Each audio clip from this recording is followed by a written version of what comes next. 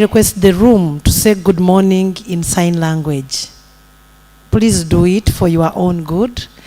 There was limited time yesterday. I had wanted to teach a song a religious song in special needs. So, you want me to take it through? Okay. Now, you are going to hold the microphone for me, and people will have to see. You know sign language is do, see and do. So my friend here is being interpreted. So, can we all, let's go here so that he can benefit better. You can stand here, I hold for you. We shall do while seated, and then later we shall stand up in sign language. Can you do this? Where your heart is love. Please do, yeah? Love. Love, love, wonderful love, wonderful love of God.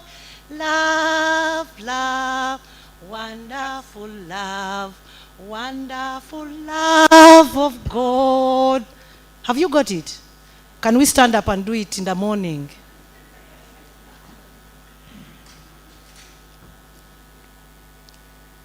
Okay? You remember the letter P? How was P, my friend? P, do you remember P? This one, and then you do this. P. And when we are saying peace, we shall do this. Peace, peace, wonderful peace, wonderful peace of God. I think you have got God. Wonderful. Love. Okay. 1, 2, 3, sing.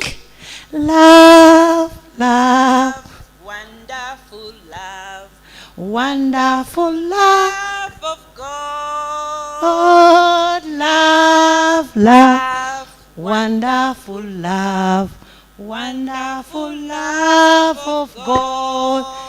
Now don't sing because you have to do it as they do it. Now I want you all to be sign language only. Yes, sign language only. Good. Okay, ready? Can we go?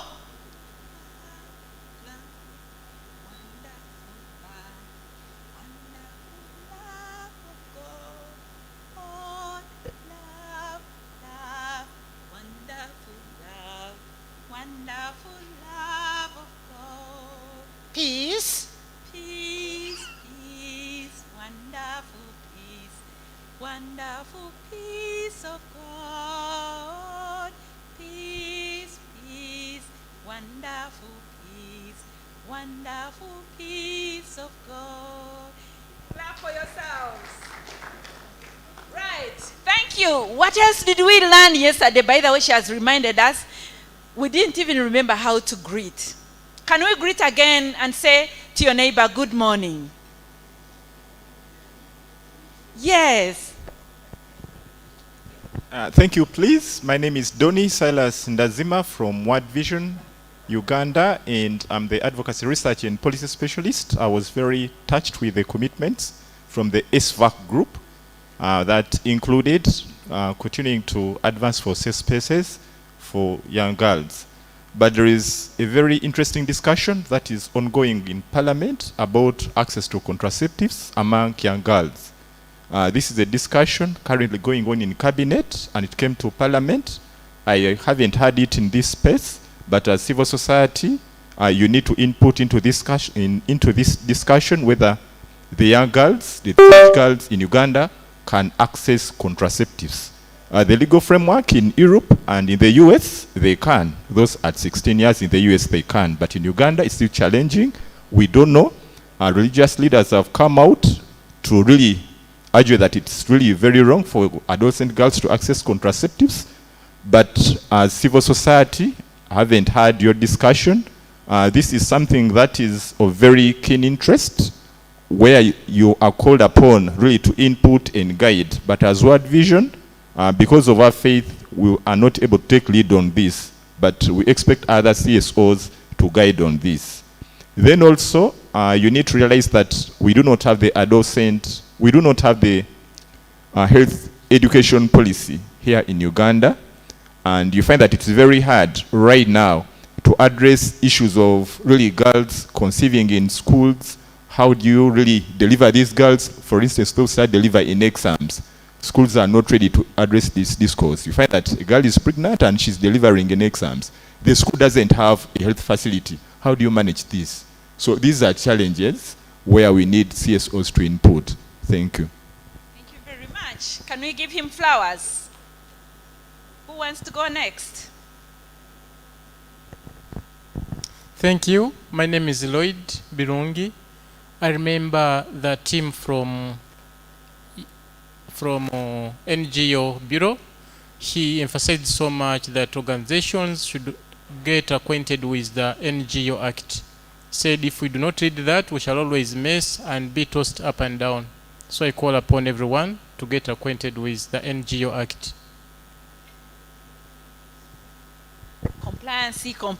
Compliancy. Thank you. Okay, I also want to talk about compliance. Otherwise, my name is Dennis Paul Warom. I work with the Help Disabled Children Excel, an organization that works with the young persons with disabilities. What I learned yesterday was that as NGOs, we need to create conducive environment for us. And how do we create conducive environment? By complying with the necessary requirements, like filing returns. We also saw registration with different authorities. Apart from NGO Bureau, there is a URSB and the Financial Intelligence Authority, which is very key because sometimes you may find a donor and you may not understand the donor very well. It may be a very bad donor, and as a result, you may be doing activities which the law may not really allow, and it results into something very bad in your organization if you are being followed. Then we should always, for any amount which is like 20 millions, we should report it to FIA, Financial Intelligence Authority. Thank you so much. Thank you so much. What is that thing that stood out for you yesterday that you want us to know? Yeah, my name is James Opio. I come from CGC, Concern for the Girl Child. There are so many things that I learned yesterday. One of them was when we were in a breakaway session, education department, thematic group, where we learned new approaches, best practices. One of the partners told us about the approach they're using to educate children in a community. So they are using what we call Nyumba Kumi, whereby they collect children in 10 families and then they teach them during holidays and weekends. And I saw that approach really will also work for organizations like Concern for the Girl Child. In addition, I like the quotes that Commissioner Mondo told us yesterday. One of them was, he said, commitments must be translated to actions. So even as we are here, we are making a lot of commitments. But I think it's important for us to put our commitments into action. Commissioner Mondo also said, things do not happen. Things are made to happen. Thank you. And our being here is going to make us contribute to making things happen. Not only just speak lessons, but contribute to the change that we want to see. I was heartbroken yesterday to actually realize that children are made to pay for being nationals or for being registered here. And the member of parliament said 5,000, but the truth is when you go to hospital, it's 15,000. Then you go to NERA, 5,000. So that's 20,000 being asked for the children to pay for being nationals. And yet adults who are working are getting nationality IDs for free. That's not fair. So we need to speak up and cause change in the area of advocacy. Yes, good morning everyone. I'm Nachayune Nora. I work with Unfold Community Initiative Uganda. Okay. I'm Nachayune Nora. I work with Unfold Community Initiative Uganda.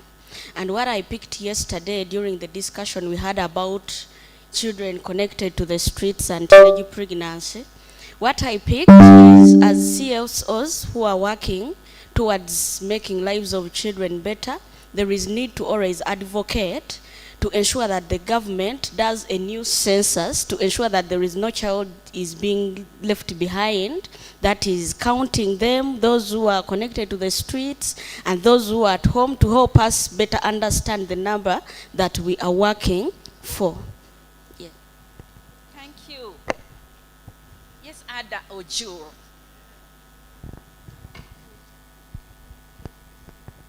I'm called Nkolenta Ada Ojur. I work with Child Restoration Outreach, CRO. I manage the Masaka branch. Yesterday, I learned also a lot, especially during the panel discussion. The one of teenage pregnancy was also very relevant to me, being that I work with street children. But then what touched me most was about the compliance issues. And I appreciate so much the teams they brought on board, especially the Financial Intelligence Authority, and can I call them scares or reality? Their penalties will really close some of the projects if they are implemented, if they put them on us. And immediately I had even to consult my ED. Sir, are we okay? And immediately he replied to me with a certificate that we registered as CRO. I appreciated it. One other thing that touched me, and I was waiting to see how Damon is going to respond. There was a gentleman, is it of NGO Bureau? I don't know the name, but the way he was interacting, yeah, he's a doctor. Okay. The way he was really replying to the moderator of that day, I waited to see how he's going to respond. I appreciate Damon for the way he responded, because sometimes that is what we go through when we go to some government officials, like some probation officers, or some of those people with the power over you. It was really, his questions were really very, they would trigger some emotions, but I appreciate how Damon handled it. And I picked a leaf that even as we go back, we are likely to meet some government officials whose reactions to us are really, they can resurrect the old man in you or the old woman in you. But I learned it from Mr. Damon, how he handled the guy and answered his questions well. And so I learned that we need to comply, but we need also to stand our firm ground, because what we are doing is right. Finally, he was challenging us that we have a lot of passion without skill. I really, actually, as I was seated here, I wondered, what is better? To have skill without passion? I wanted to ask, as most of the government workers are, very skilled, no passion. An in charge of a health center can leave a whole line there with a lot of skill, and he goes for lunch and never returns. And is that what is recommended? I really said, my team members, CSOs, let's keep our passion. It is passion that keeps us moving. When you are working with a street child, if you lack passion, you will never serve these children. But if he is saying skill, and we are skilled, otherwise how would we reach here? It is skill that drives us into starting our organizations.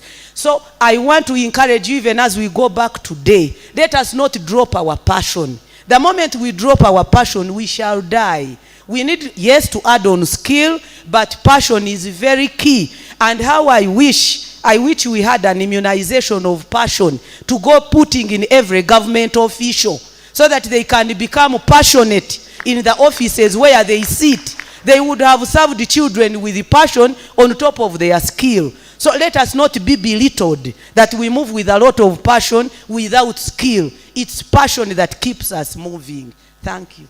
Thank you so much. My sister, she has driven her point home. I don't want to add.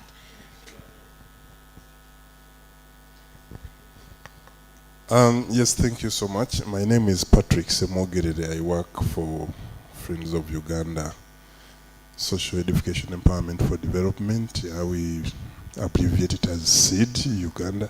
We are based in Bulenga. I don't want to differ very much from my previous colleagues. We had quite a bit of compliance yesterday, highlighting the expectations of government from the different players. I am a parent, and usually I expect a lot from my children after paying fees and meeting all their obligations in school.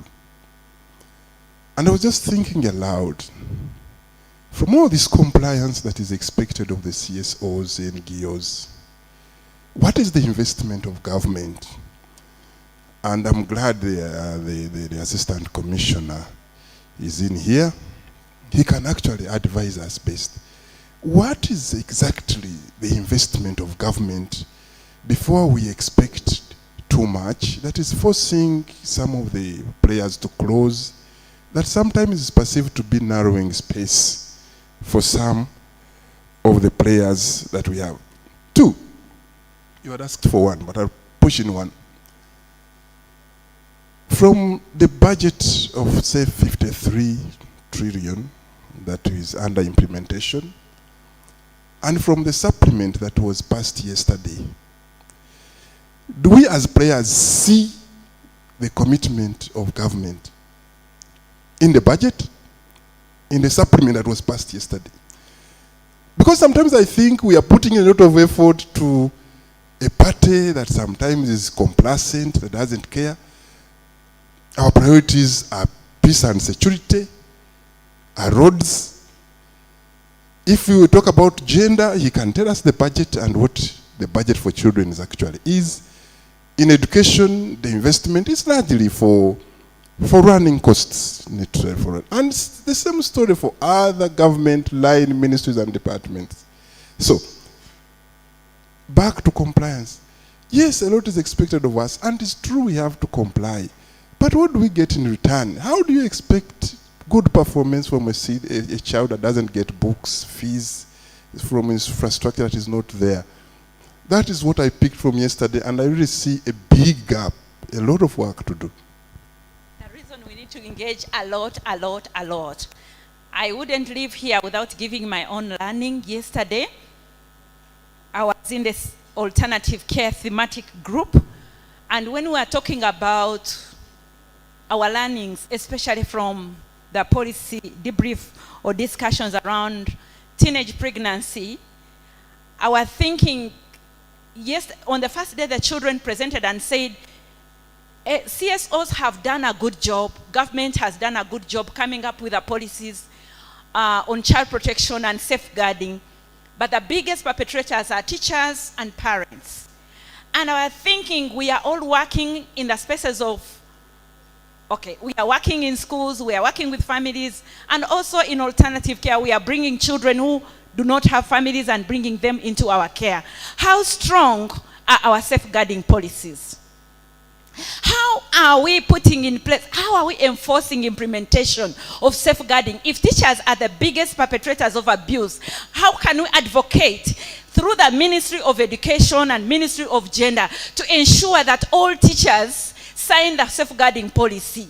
How can we ensure that one of the key result areas is the area of safeguarding? That for any teacher to apply for a job, they sign a statement of safeguarding, pledging and alleging compliance to the area that when I go into this school, one of the things I will ensure that I do is child protection and safeguarding of the children that I am teaching. Because they are biggest perpetrators. So what are we doing to make sure that this reduces? As we were listening to the video here, I was wondering, where are we in the area of influencing safeguarding in the schools, safeguarding in early childhood institutions, safeguarding even in our organization? Because there are also cases of teenage pregnancy happening even within our organizations where we operate from. And so yesterday I learned that we need still to speak strongly to support teenage mothers, that becoming a teenage mother is no reason to be thrown out of alternative care. Actually, the more reason they need to be supported, because now they are teenagers, babies, pregnant, vulnerable, in alternative care. When we throw them out, where do they go? I think we need to speak so strongly, but most importantly, revisit the way we are doing our safeguarding. If we bring in children to give them care and protection, where is the gap that could result into this? And what is happening in the family is what happened to the traditional parenting systems, because it takes a village to raise a child. Where is the mother? Where is the father? What is the role of the guardian in child safeguarding? What went wrong? How can we revisit the broken bridges and rebuild the traditional child protection systems so that we can strengthen the safeguarding and protection of Ugandan children to prevent, because prevention, ladies and gentlemen, is better than cure. I want to hand over the microphone back to Maureen. And thank you so much, all of you, for your responses. I wish you all the best. Thank you very much. I would like to invite Mr. Christopher Mwanguzi.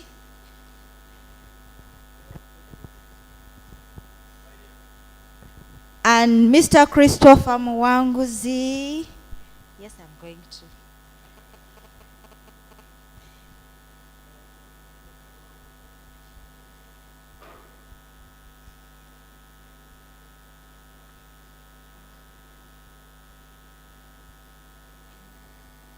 Mr. Christopher Mwanguzi, who prefers to be called Mua or Mwanguzi, serves as the Chief Executive Officer of Child's Eye Foundation, where he spearheads the organization's global advocacy fundraising efforts with a 20-year track record.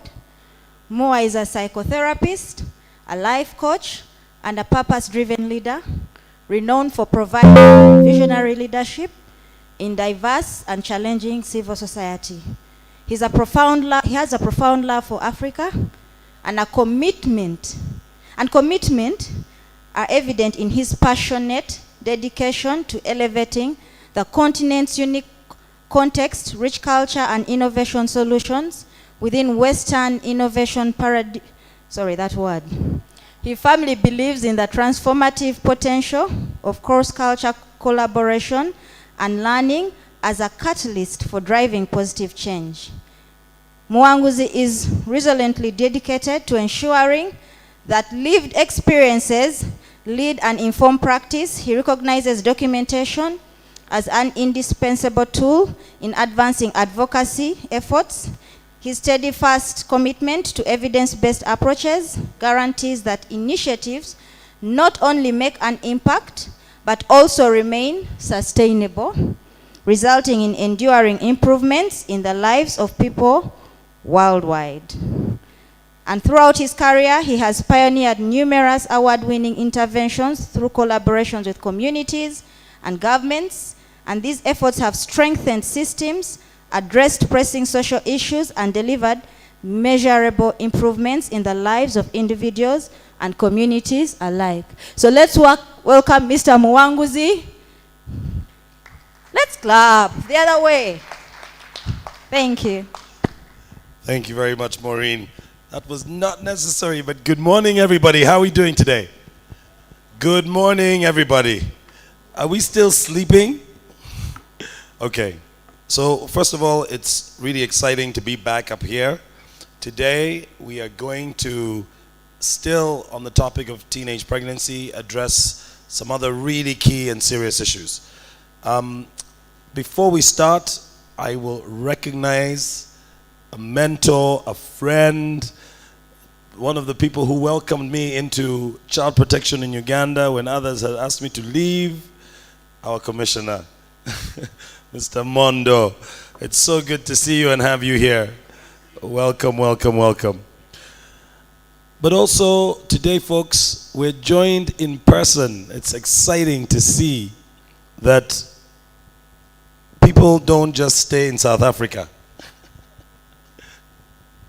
So, Our special rapporteur for children in conflict has arrived. You saw him on camera. I'll ask him to stand up so that you can all see him in person. There are many people here who have wanted to see you. So, ladies and gentlemen, for those of you who are asking, I remember when Damon said it, people didn't believe it. Yes, there are many people here who want to see you, so we might actually make some time for you to talk to them. And for photography as well. We'll also recognize our special rapporteur from the Committee of Experts on the Rights and Welfare of Children, also to Uganda, who has attended every day, every session. Honorable Monsieur, if you'd like to stand up, just wave. There's some people who are here for the first time today. Yeah. Now, this is pretty much our dignitary table, so if people are sitting somewhere else and I haven't recognized you, please forgive me. Right. I'm going to start immediately. We're going to welcome our panelists up. So all of you who are panelists today, please get ready. I've been asked not to read Mr. Damon Wamara's biography again, but we will welcome him at some point. Today, ladies and gentlemen, we will be, again, reviewing another policy brief. The policy briefs are really important, as we discussed yesterday, to advocacy, evidence-based, but also to our learning so that we're able to advocate on these issues quite clearly. So, for our panel today, I would like to welcome to the stage Kobusinje Catherine Kamanyike. If she can stand up and walk to the stage, and I will talk about her. Kobusinje Catherine is the Executive Director of Hoima Network of Child Rights Clubs. She's a special needs teacher by profession. She has 16 years experience of working with children with special needs, certificate in child protection from Makerere University, bachelor's degree in special needs, Chambogo University, member of the District Child Wellbeing Committee, this is important, chairperson, board of directors, Chitara Institute of Commerce. Ladies and gentlemen, let's put our hands together for Kobusinje Catherine. Thank you. Now, is Damon ready? Oh, there he is. Ladies and gentlemen, you know him in person, you know him by name. Please let us put our hands together and welcome the Executive Director of UCRNN, Damon Wamara. Now, she's a child, she's a daughter, she's a mother, she's a grandmother. These are things we forget about some of the individuals that we introduce. She was the head of the child care department for 18 years. She has a master's in forensic psychiatry and mental health. Her first degree was in administration and education. Chairperson of one of the faith-based organization, Children's Homes, in her country, Zimbabwe. I've given that away. You might now know who I'm going to introduce. And she was the acting chairperson and vice chairperson of the African Committee of Experts on the Rights and the Welfare of the Children. She is the country special rapporteur for Uganda, Somalia, South Sudan, Eritrea, and Seychelles. Ladies and gentlemen, I'd like you to put your hands together for the special rapporteur of Children Without Parental Care, Honorable Anne Musiwa, who will also be joining our panel today. Now, I recognize him. He is our commissioner. Many people refer to him as our commissioner, not just the Commissioner of Youth and Children at the Ministry of Gender, Labor and Special Development. Over his career, he has continued to uplift the welfare and well-being of children in Uganda. Poverty and gender-based violence, educational projects and programs at various levels. He also provides assistance to the elderly, among other vital areas. He earned a bachelor's degree in political science and public administration and literature in English. This is why he's very eloquent. He also has a diploma in youth development from Froebel Academy in Germany. He has over 10 relevant certificates on development projects and programs obtained from national and international institutions, both government and non-government. Please welcome a friend to all of us, Professor in his right, Chateka Mondo Chisige Waguma. Full name. So, ladies and gentlemen, this is going to be our panel for now. We are expecting one other person, and if she arrives, we will welcome her to the panel. You will all have the policy brief distributed to you. If you have it, please just raise it. I want to make sure you have the right policy brief. If you remember yesterday, fantastic. We went through quite a few policy briefs until we got to the correct one. Have I lied? So, to make it clear, today we're talking about teenage and pregnant girls with disabilities. Are we doing enough? I won't repeat the introduction I gave yesterday, but here's what I will highlight, if it's okay with you. Within Bunyoro sub-region, which encompasses Bulisa, Hoima, Kagadi, Kakumiro, Chibale, Chiriadongo, and Masindi districts, there is abundant but often undocumented information on children with disabilities facing various challenges, often with the minimal recognition of their unique struggles, let alone addressing the issue of pregnancy among them. The scarcity of data on services provided for pregnancy and marriage among children with disabilities in the region hampers effective planning and support provision.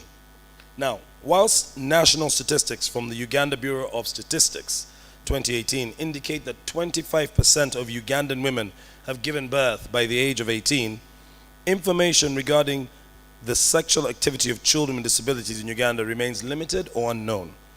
This information gap underscores the pressing need for a closer examination of the intersection, and this is what we're talking about today, between disability and teenage pregnancy, particularly within the unique context of Bunyoro. Panel members, today we will ask a few questions, but what we really want to hear are some clear examples, some information about policy, and most importantly, how you think we can best address this issue. I'd like to invite Damon Wamara to come up to give us some context to this policy brief and the purpose of the policy brief as well.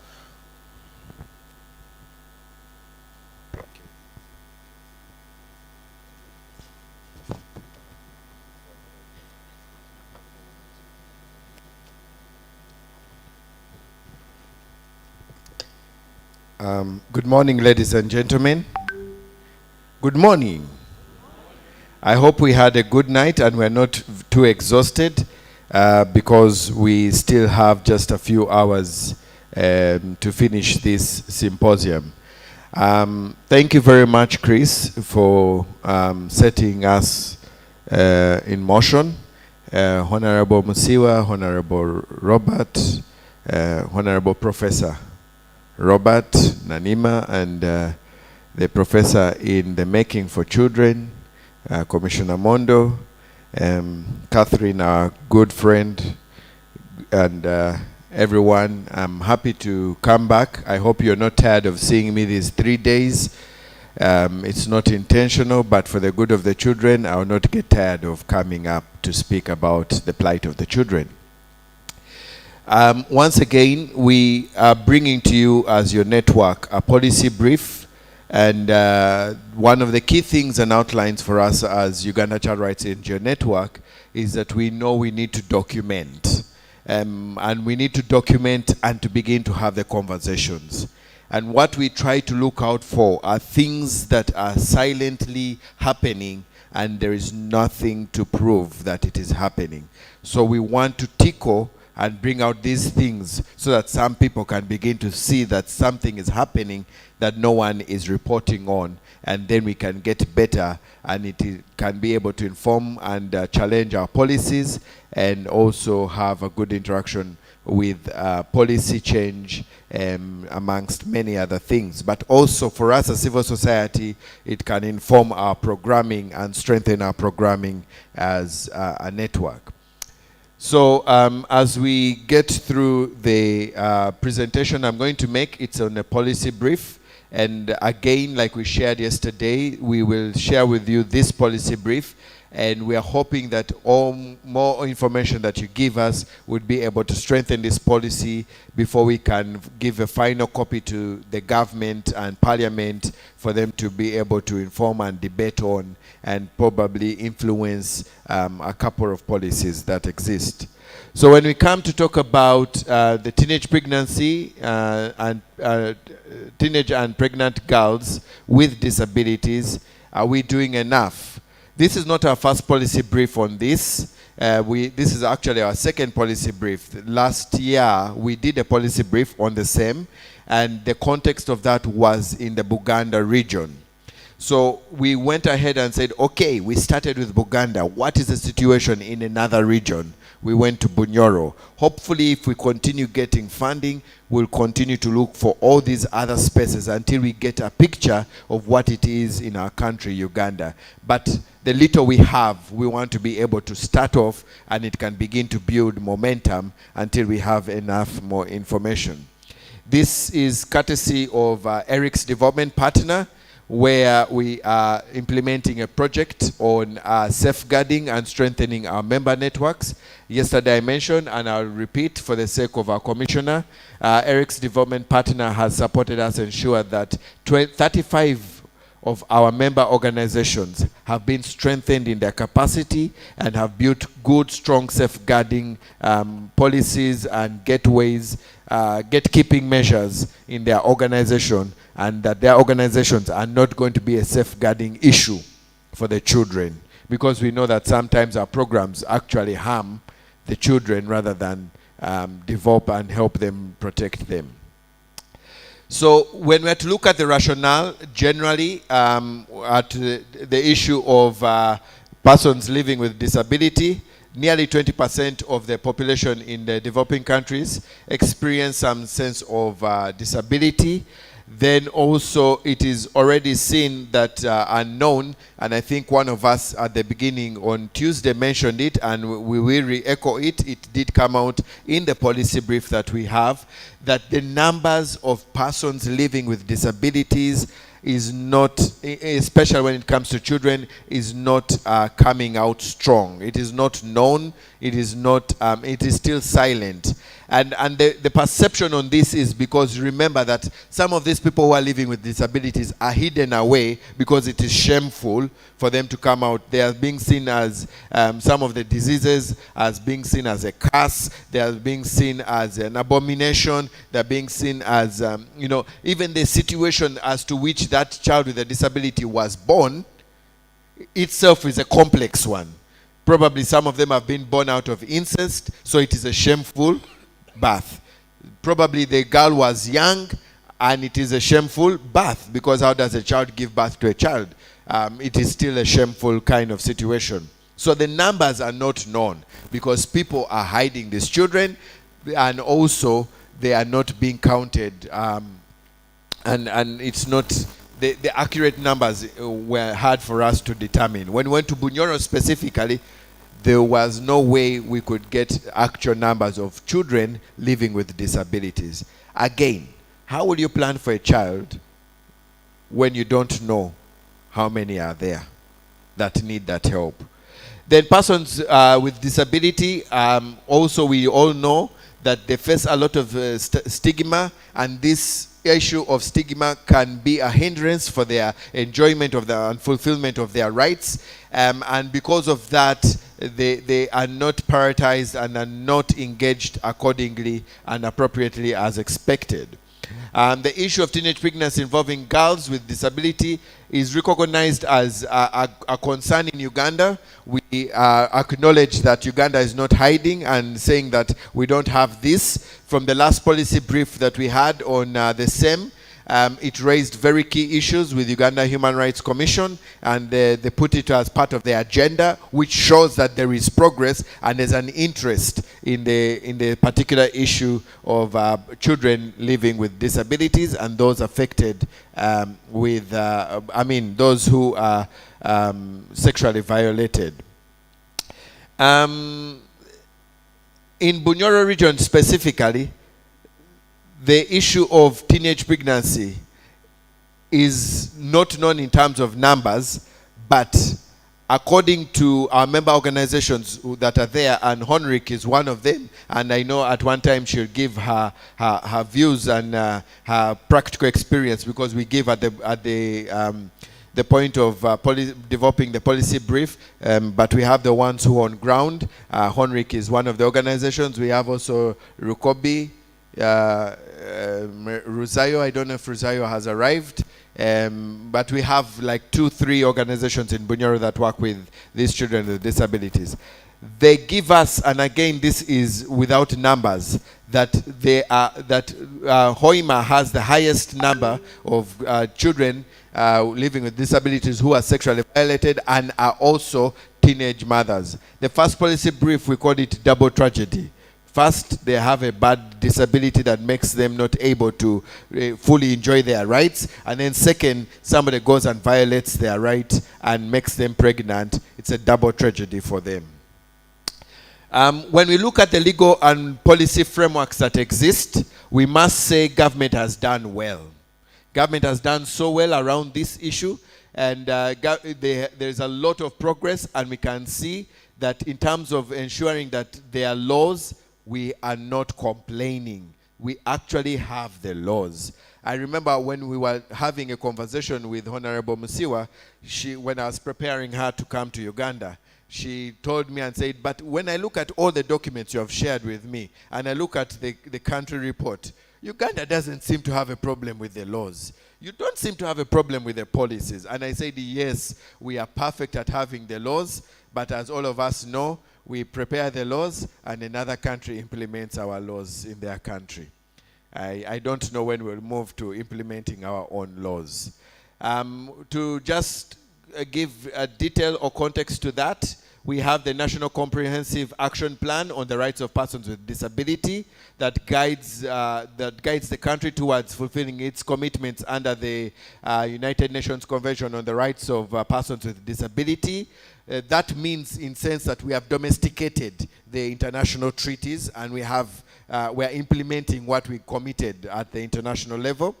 We have a national policy on disabilities in Uganda, and this emphasizes a multi-sectoral collaboration, so which means that they already have and know that there is need for a multi-sectoral collaboration, but still this is not actualized as we are already seeing. There are still possibly gaps in the policy implementation and coordination mechanisms.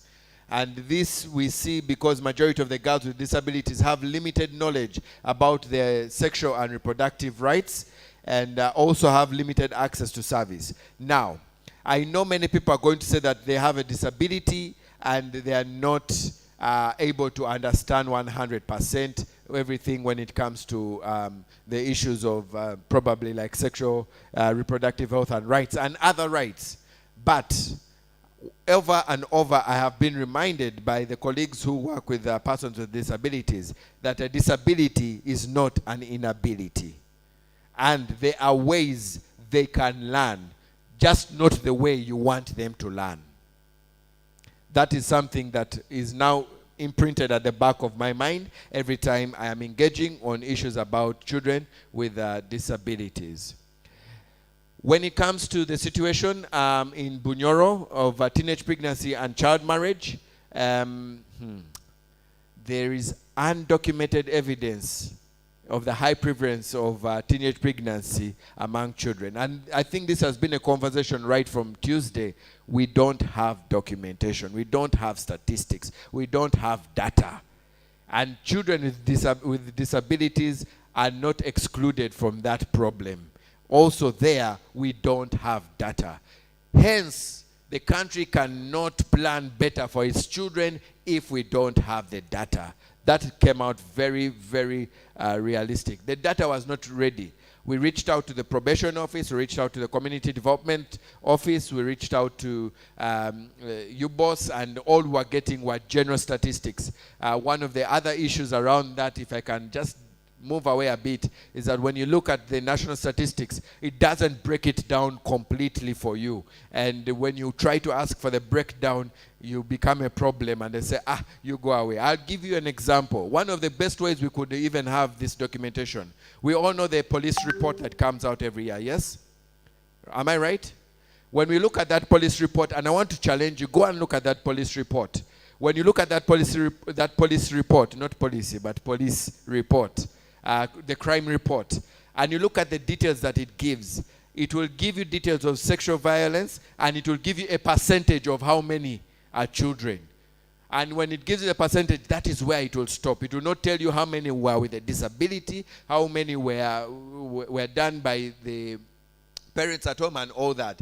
Significant improvement has been done on the side of Ministry of Gender when you access the information concerning data from Sauti 116, the child helpline, where it tries to go further to dissect all these issues. But again, that is only in one corner. Yet we said it's supposed to be a multi-sectoral approach. So if we are recording from this side, why can't we do the same in the police report? When I attempted personally, Chris, when I attempted to go and ask police, can we get these statistics a little more? And even as you look at that percentage, how many were between the age of 4 years to 10 years and 10 years?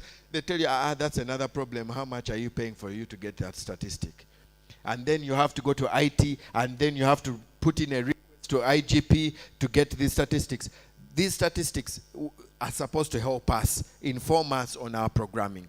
How can we be able to have good data that can segregate, and we can be able to measure the impact of our advocacy, measure the impact of change in the country if we don't have data to refer to. And like Chris said yesterday, behind every number is a human being. We shouldn't forget that. Uganda Bureau of Statistics already does give us, I told you, it does give us a highlight, and it shows us, and it informs us that according to the 28 information from them, that 25% of women have given birth by the age of 18. That just gives you a context. 25%. 25% of 100%. 25% of women have given birth below the age of 18.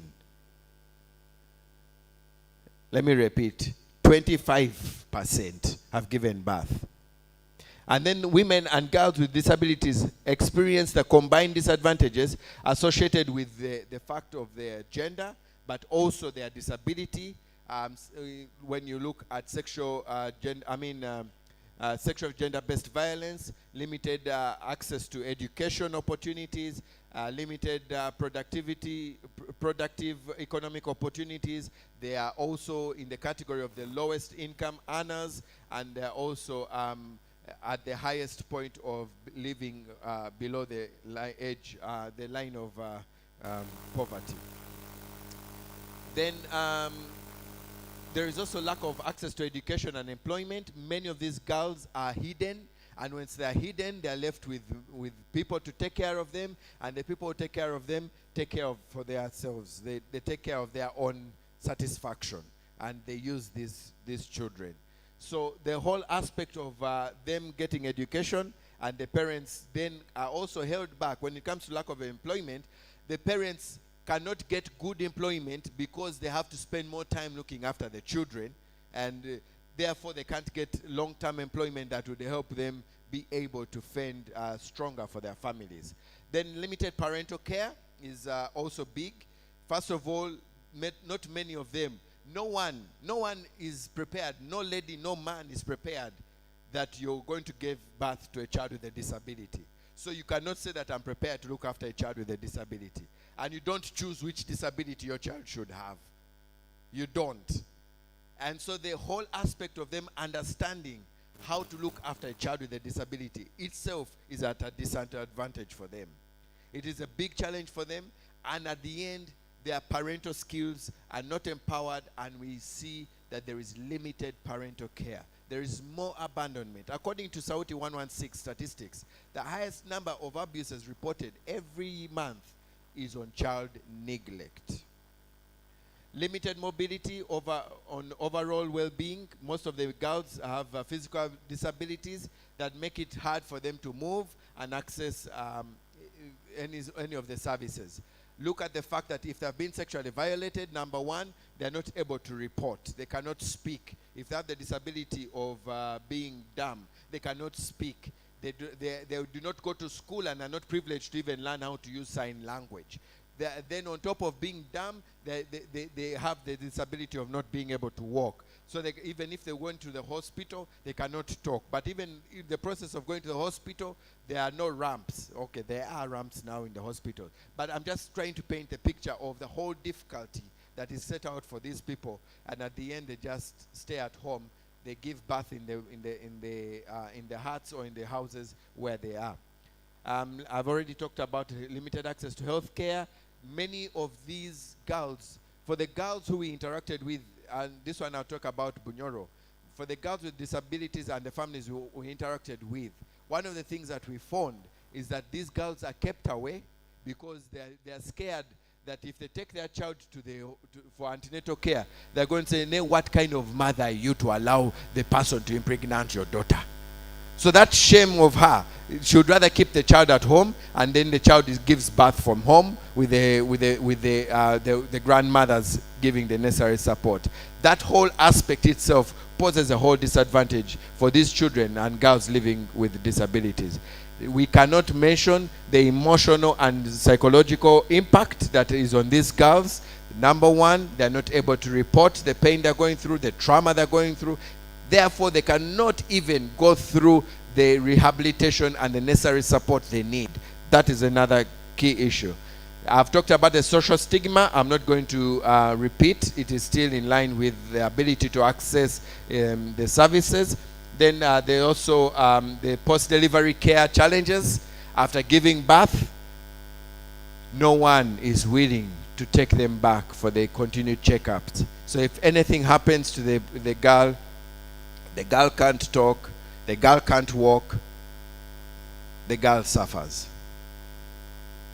Please note, I'm not saying woman, I'm saying girl, intentionally. When it comes to response, what we found out through the policy brief in terms of response, we found that the government is committed, and the commitment is seen through the ratification of the different international treaties, which include the Convention on the Rights of Persons with Disabilities. They also have the African Charter on the Rights and the Welfare of the Child. We have the United Nations Convention on the Rights of the Child. To mention but a few, there's also the Convention on eliminating all forms of discrimination against women and girls. All these are commitments the country has willingly committed to and ratified, and we have seen that also they have domesticated them through the laws that have been presented in the country, through also the establishment of departments or agencies that are there to monitor, to support, and all these show us that the government is has a commitment towards dealing with this issue. Example is that in Uganda there exists a National Council for Disabilities, for persons with disabilities. We have the Equal Opportunities Commission that tries to make sure that the equal opportunities given to every single citizen, including persons with disability. We have Uganda Human Rights Commission that reports on a yearly basis on human rights violations. We have a whole department in Ministry of Gender for disabilities and disability and elderly. And all these are clear signs that the government is committed to fighting and to supporting and protecting persons with disabilities.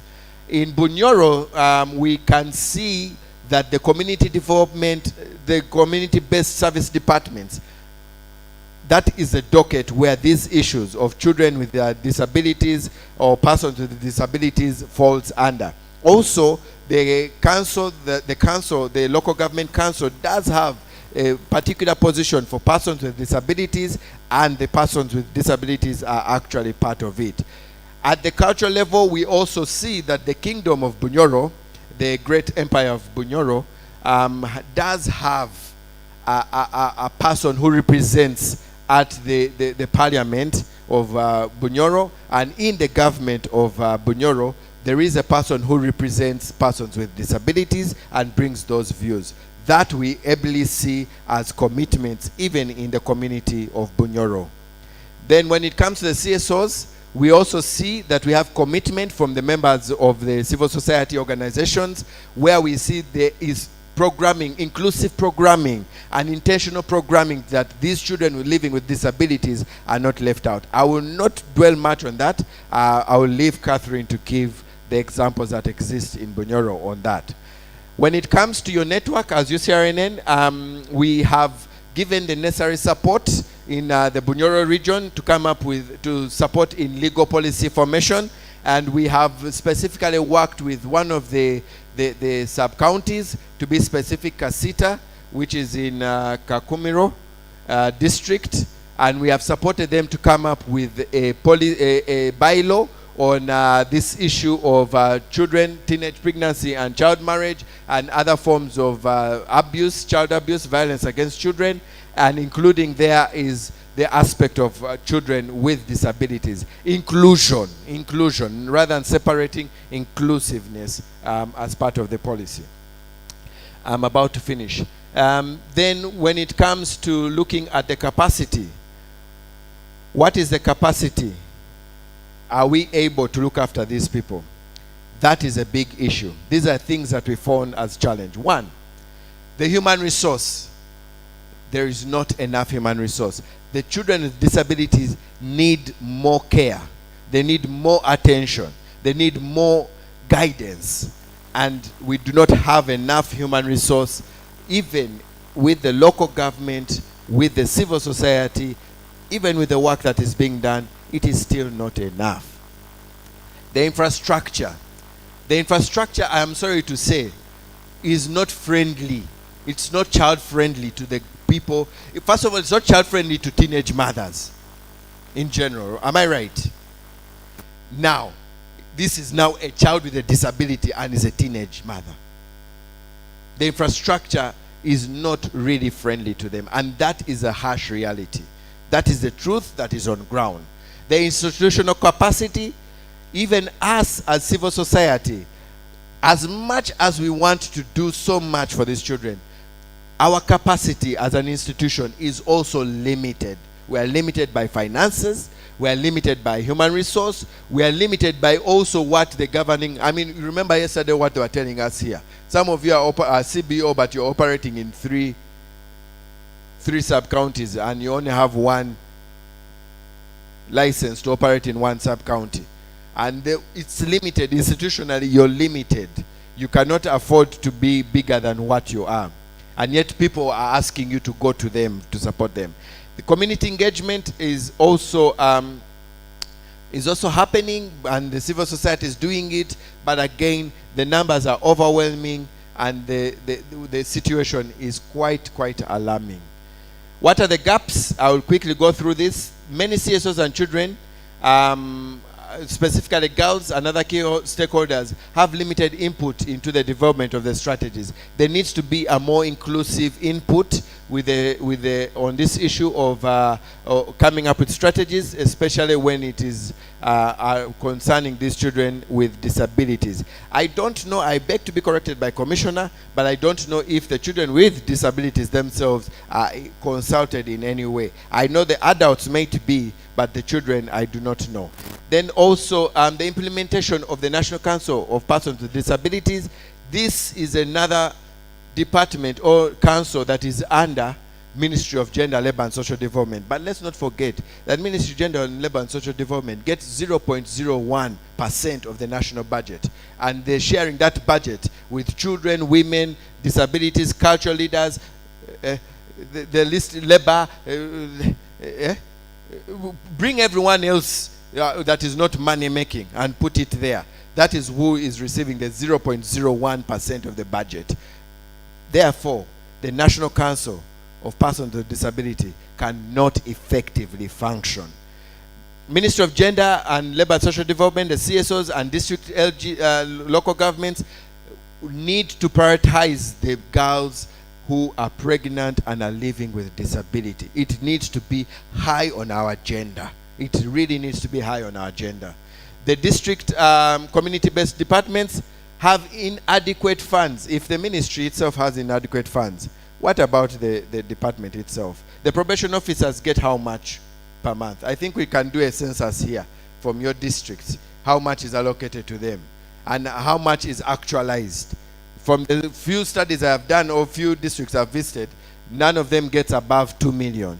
And 2 million is the biggest amount of money many of them get. And the actualization is less than, the actualization is 5 million, but the 5 million, 100% of it is from the civil society. None is actually from the disbursement to the local governments. Now, finally, my last slide. What recommendations do we have? And we can build on these. The first one is we are asking government to establish or strengthen evidence-based learning environment for data collection. We need data. How do we collect this data? How do we feed this data into the National Child Policy Framework to inform and strengthen our National Child Policy? The government should enhance strategic partnerships to lobby for mainstreaming of disability concerns in sectoral programs. We are asking that government, can we strategically lobby? And you can advise us, Commissioner. We are here for you. Advise us as civil society. How do we do this? How can we be able to do this? The government should also strengthen collaboration with strategic partners and relevant stakeholders at national, regional, and international levels. Please tell them there are this group of people who are forgotten. They're forgotten silenced children. And they need our interventions, they need our capacity strengthening, and they need to be protected just like any other child. Remember, our goal is leave no child behind. The government should also strengthen efforts in our program knowledge, skills, capacity building, and render appropriate services to the teenage pregnancy and child marriage. Let me mention here that the government has a brilliant, how many of us have seen the teenage pregnancy, the strategy to end teenage pregnancy, child marriage and teenage pregnancy? 2023. Last year, yes? It was last year.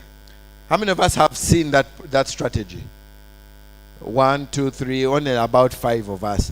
But if you look at that strategy is very good, very elaborate. We need to scale it up. We need to disseminate it. We need to let people know that government has a very good strategy. And as a civil society, we need to see how can we feed into that strategy? How can we make sure that our programming is also aligned to that strategy and we're able to help government fulfill its role? Remember, as civil society, we're there to complement government, not to take over from government.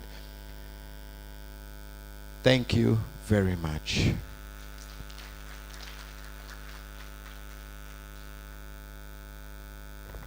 Thank you, Damon. Let's give him a round of applause. And Damon, here's some water as well for you. So let's get this discussion started. I'm going to ask you guys in the audience, if you have any questions, please write them down, because usually we don't give you this opportunity. And we'll make sure that we can also add them to the questions I'm going to ask. So look, Damon's last point enables us to start this conversation quite quickly. I'm going to ask the panel once again to be concise and quite clear and give examples where possible. So my first question isn't targeted at anyone, but is quite clear. Let's start with the root causes. What specific challenges do teenage girls with disabilities face, first and foremost, in accessing sexual and reproductive health information and services? Because, you know, Damon's spoken a lot about recommendations around policy structures, but there's a real gap here in reproductive health information. So I don't know who wants to start us off. Thank you so much.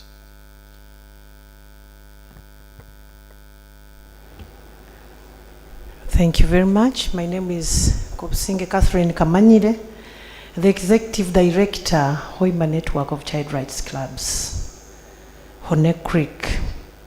We exist to see that special needs is put into consideration, and having children and young people with special needs thrive in a responsive environment.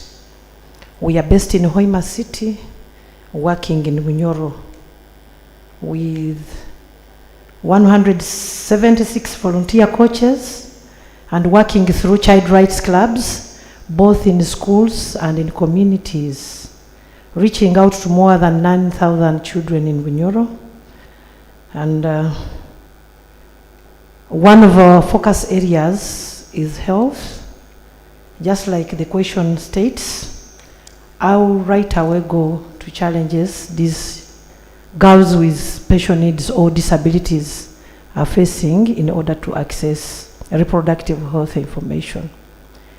First and foremost, you might not know that disability in Bunyoro is perceived as only physical disability, neglecting other invisible forms such as epilepsy, dyslexia, little persons, and all that. So the community perceives disability as bazonto, in quotes, bakasiru, bamawaya, and this is associated with the mothers being the causers. First and foremost, the service providers are not aware of the diverse disabilities and the diverse needs of these young girls. That is a big challenge. Another one is the lack of data at all levels is actually hindering these girls access reproductive and health rights information.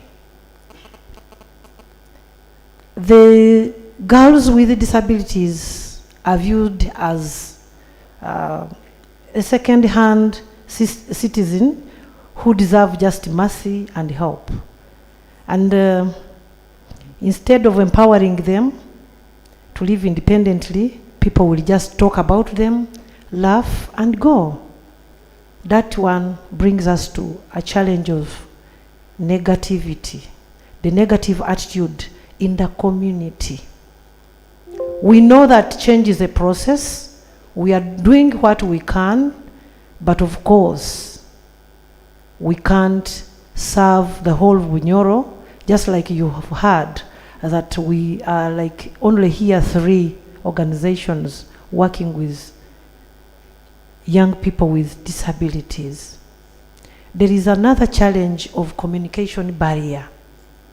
For several times, I have been labeled as a woman who works with people with disabilities. You are here, the court is calling you, please, we have somebody here. They say, for them, they call them, people can't talk, please come and assist us. Of recent, there was a case in Hoima Regional Referral Hospital where a young girl with disability had given birth from, she came from Gulu Highway. We were not able to actually know exactly where. He was pushed to Kiriandongo Hospital. Kiriandongo just put this lady to police. Police, what they did, they put the lady on a bus, Hoima coach. She came. The hospital looked for me for almost 3 weeks, not until I was found, to come and to speak to this lady, to tell the hospital service providers where she had come from, what services she needed, because she had had a normal delivery. You see that negativity of the community, the other side, leaving this lady go alone. And you see how the hospital is like, how can we help? We don't know what is speaking. On my reaching there, this comes to another challenge. This lady had not gone to school. He was using only gestures, of which you know, gestures are according to the local environment. What we use in Bunyoro might not be in Arua. So we struggled hard to see that this person goes back. I advised the hospital administrators to invite all stakeholders, including the CDOs, the probation officers, the police, child and family protection, because the lady was okay, but this was a very big challenge. This lady wouldn't explain to them what she felt. Probably there was a problem somewhere. So that one is a very big challenge. We have accessibility challenges, both infrastructure and other forms. For example, when girls with disabilities are pregnant, someone who is in a wheelchair, the nurses are like mocking, ignorantly mocking this girl, that please, you climb the bed. After all, while you were enjoying your sex, we were not there. You climb the bed. On our borders, Hone Creek, we have a little person as someone who represents people with disabilities. She has now 3 children. I don't know whether you know little persons. She's an adult, but she's, as if you can say, is of maybe 8 years old. And she normally comes and shares with us. And the first gravida, I escorted her, because when she went, she was abused, that as young as you are, having pregnancy, and she was telling them she's 25, and they couldn't believe they were calling her a child. So they were mocking her. You climbed the bed. Show us how you climbed the bed while you are going to have sex. That negativity, plus the communication barrier. There is no disability-friendly language in the communities, even at the level of the people whom we call they know. If, for example, we took research among us here, there are people who still call them crippled. There are people who call them dumb. That kind of. So there is no disability-friendly language in our communities. When we come to the government, there is less concern in budget allocation, especially in social services. You will rarely see that people with disabilities or children with disabilities have been allocated. In schools, the school administrators do not consider these children. Though we thank the government so much about the accessibility policy, which is being put into consideration, of course with our voices being added to see that each public infrastructure has a ramp. Take an example of this steep place here. They would come and stop outside. They won't enter inside here if they are in wheelchairs. And those people, other people with maybe low vision.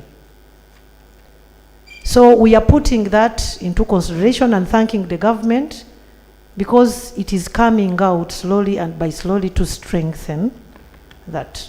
Catherine, there is a challenge of high stigma. I'm going to stop you. Yes, I am winding up. Because what you're now doing is giving the talk beyond the question. Yeah. However, some of the things you've mentioned, we're going to ask you about, which we want to hear about. Okay. Is that okay? Those are a few challenges I can highlight. Our girls with disabilities who are pregnant or facing in that area. The last challenge is HIV and AIDS. Yes. Please go on. Thank you so much. Thank you very much. Very comprehensive. In fact, you've started to touch on issue of policy, which I want to now give back to our elders at the end of this panel.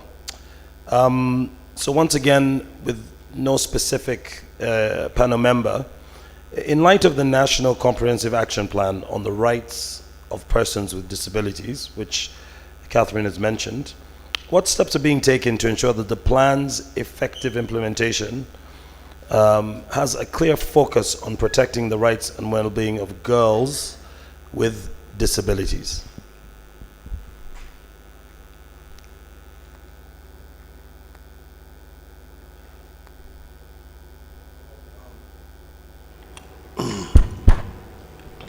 Thank you very much. But I wanted, before I go to The second question, to add on to what my sister has mentioned, because you said the question was for everybody. I don't know why you are changing standards now, Mr. Mwanguzi.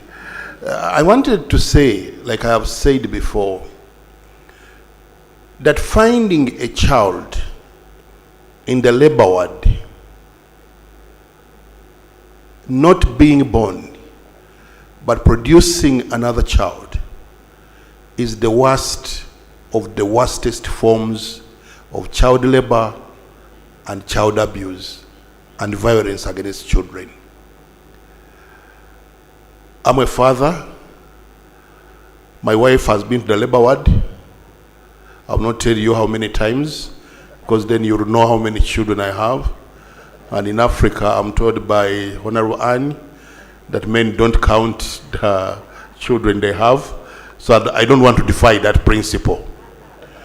But she tells me every time she gets out of there that she's painful. So if it's painful to an adult woman, what about a child of 13, 14, 15, even if it's 18? To me, this is still a child. So the worst of the worstest forms of child labor, child abuse, and violence against children is making a child pregnant, making a child a wife, making a child a bride.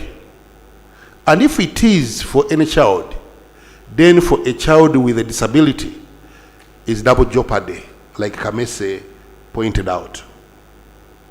And so, to me, it's inconceivable that a man in his right thinking capacity can even want to go there to make a child with a disability pregnant and then run away.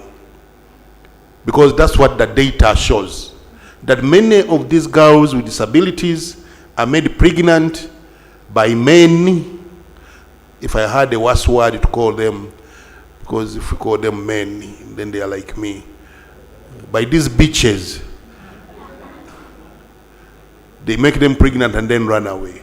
And so I think the first challenge, Dr. Mwanguzi, is not the law catching up with these people. Because to me, you know, it's like these people should be charged for murder. Because many of these girls, they die either during the pregnancy or during the time they are giving birth to children. So to me, it's inconceivable, it is barbaric and backward to make children wives. Period. 2, we need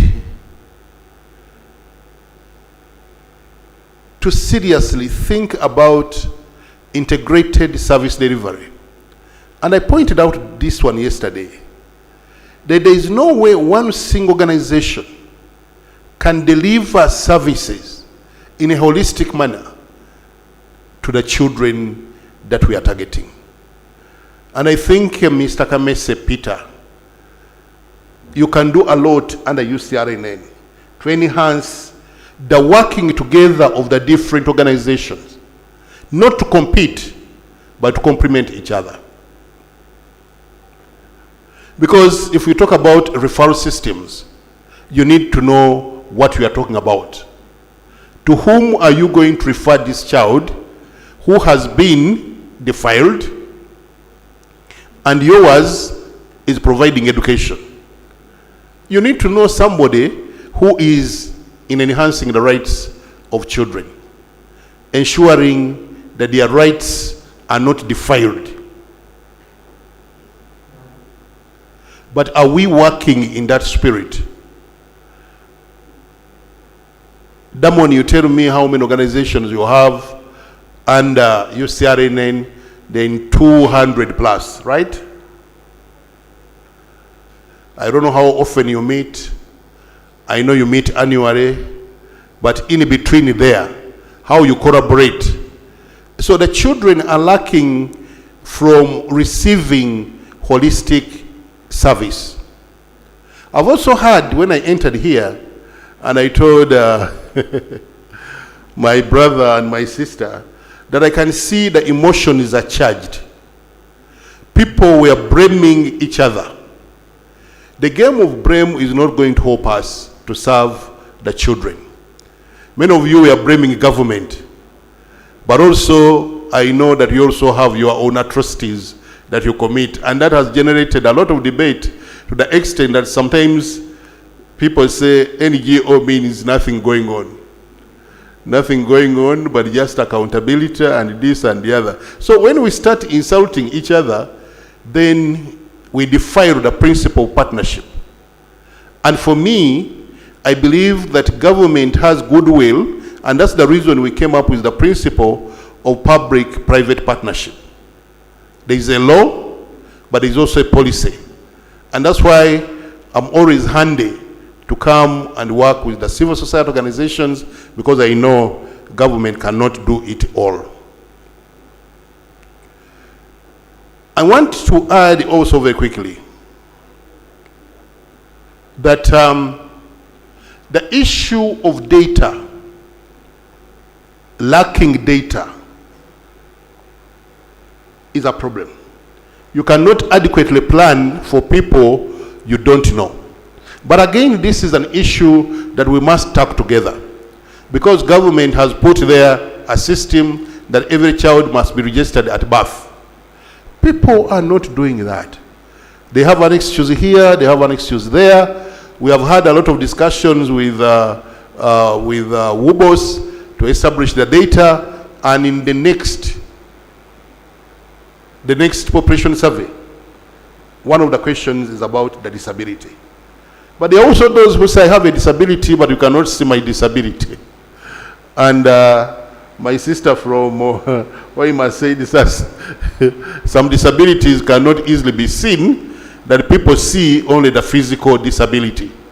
I think a disability is a disability, and the disability, the law on disability has a definition for people with disabilities. I want to quickly add that civil society organizations must work in a harmonious manner with government, because we are not competitors, we are partners, we are collaborators, because no civil society can compete with government. I was introduced to you as a student of political science and public administration. In political science, we know that the state is the most powerful organ in any country. And so if somebody wants to fight with the government, then to me, I cow down and I go to the back seat. The other challenge, Mr. Mwanguzi, is the issue of the family. The family in Uganda has disintegrated. And issues we seek to address in this meeting are issues that we must start from the family. Respect this child with a disability, other than hiding the child. Giving this child the opportunity, the way we give opportunity to the other able child. Actually, we should spend more and give more priority to this child with a disability than the child who is able. Because then this child needs special treatment.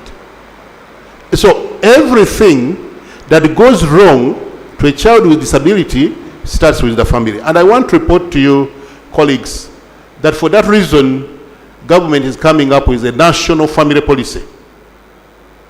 A national family policy to plug some of the inadequacies within the family structures. We try to copy a number of things that are not African. We need to go back to what an African family looks like. An African family is not nuclear. An African family is extended. And so to that extent, there used to be no orphans in Africa. Because every child belongs to a clan, every child belongs to an extended family. Once we abandon that principle of our being, then we fault a lot of things. and a lot of things will not go right. And the family, again, is where the naming starts from. I had my brother Damon struggling with, no, I'm saying not women, they are girls. And I'm also saying that many of them are not even girls, they are children. And so can we call them by their station in life that they are children? Because when you call them a girl, even your Honorable Anne, when she goes back to her village, they say somebody's daughter, somebody's girl has come back has gone back to Zimbabwe. You know? And so let's stop calling children women. They are not women. They are children. Let's stop. Again, this is from the family. In Buganda, Bonyoro, Bosoga, when somebody produces a girl child, they say, Azade Sukari, has produced sugar. Do we agree? Isn't that what you say? Meaning that this child is being prepared to be peddled off, and they bring sacks of sugar, sacks of rice, and everything. We also do, again from the family, that when we are bringing up children, when we buy toys, we buy a pistol toy for the boy child. And we buy a truck for the boy child. And we buy a baby doll for the girl child. Implying that you are a manufacturer of children, you are supposed to be aggressive and drive all the cars that there is in the world.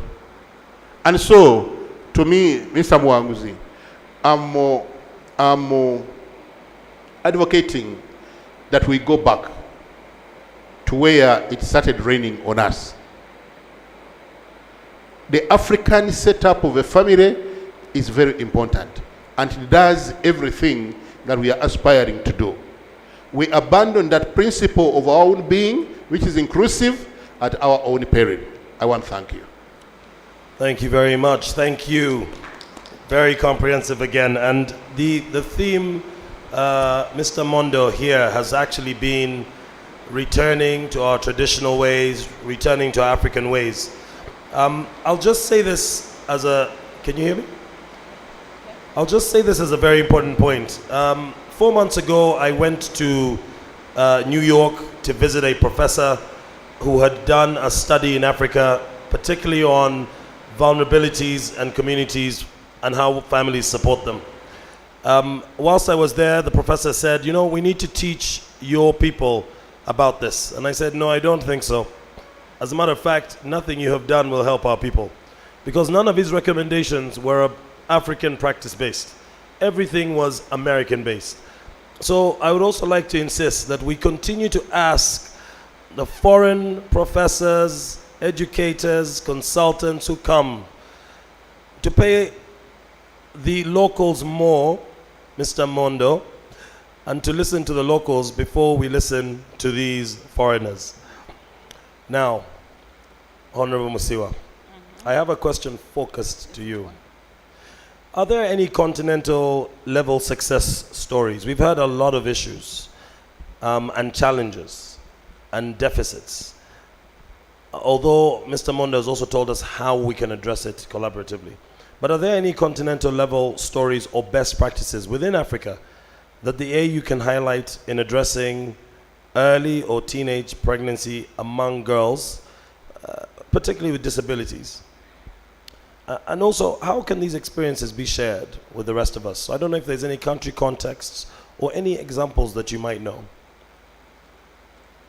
Okay, thank you very much, Chris. And I think I would want to allude to what Commissioner has said. Your approach today is different, but I like it because it allows us to go back again before I respond to your question.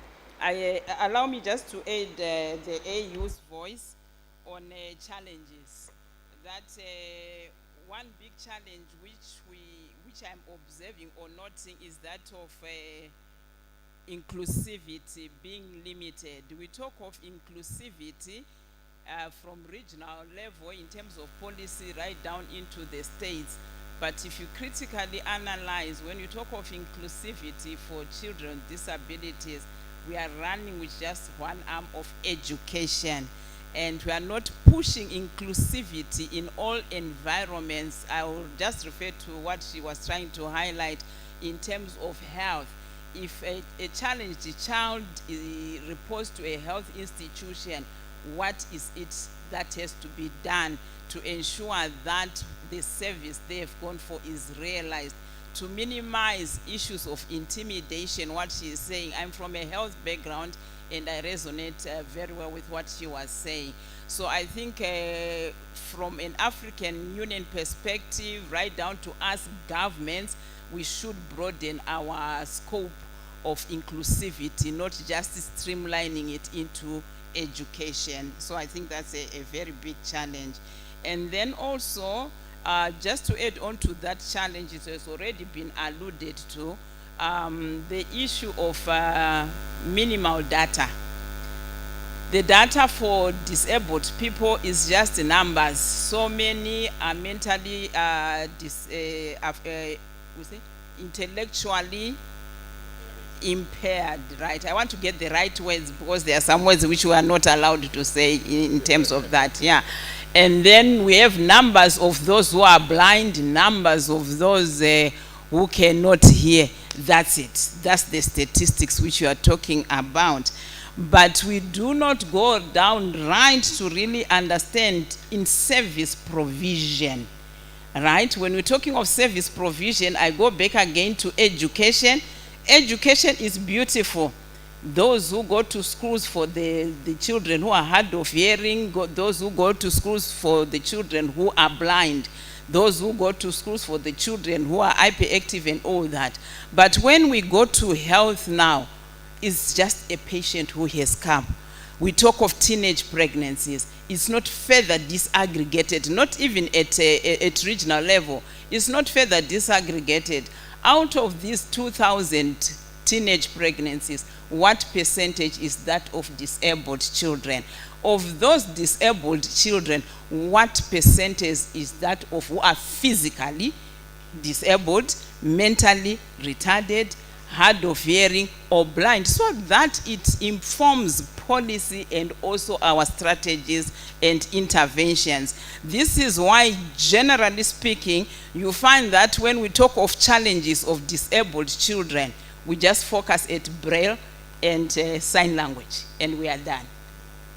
So I think issues of inclusivity is really a big challenge. But going back to your question, Christopher, from the African Union level, let me approach it from an angle of the regional laws and policy frameworks which we have in place, which promotes the realization of the rights of children with disabilities.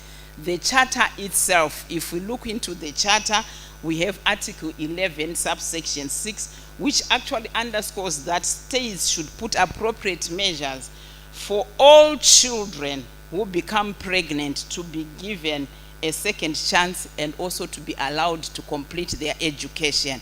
And when we say all children, in terms of the girl child who become pregnant, it's inclusive of children with disabilities.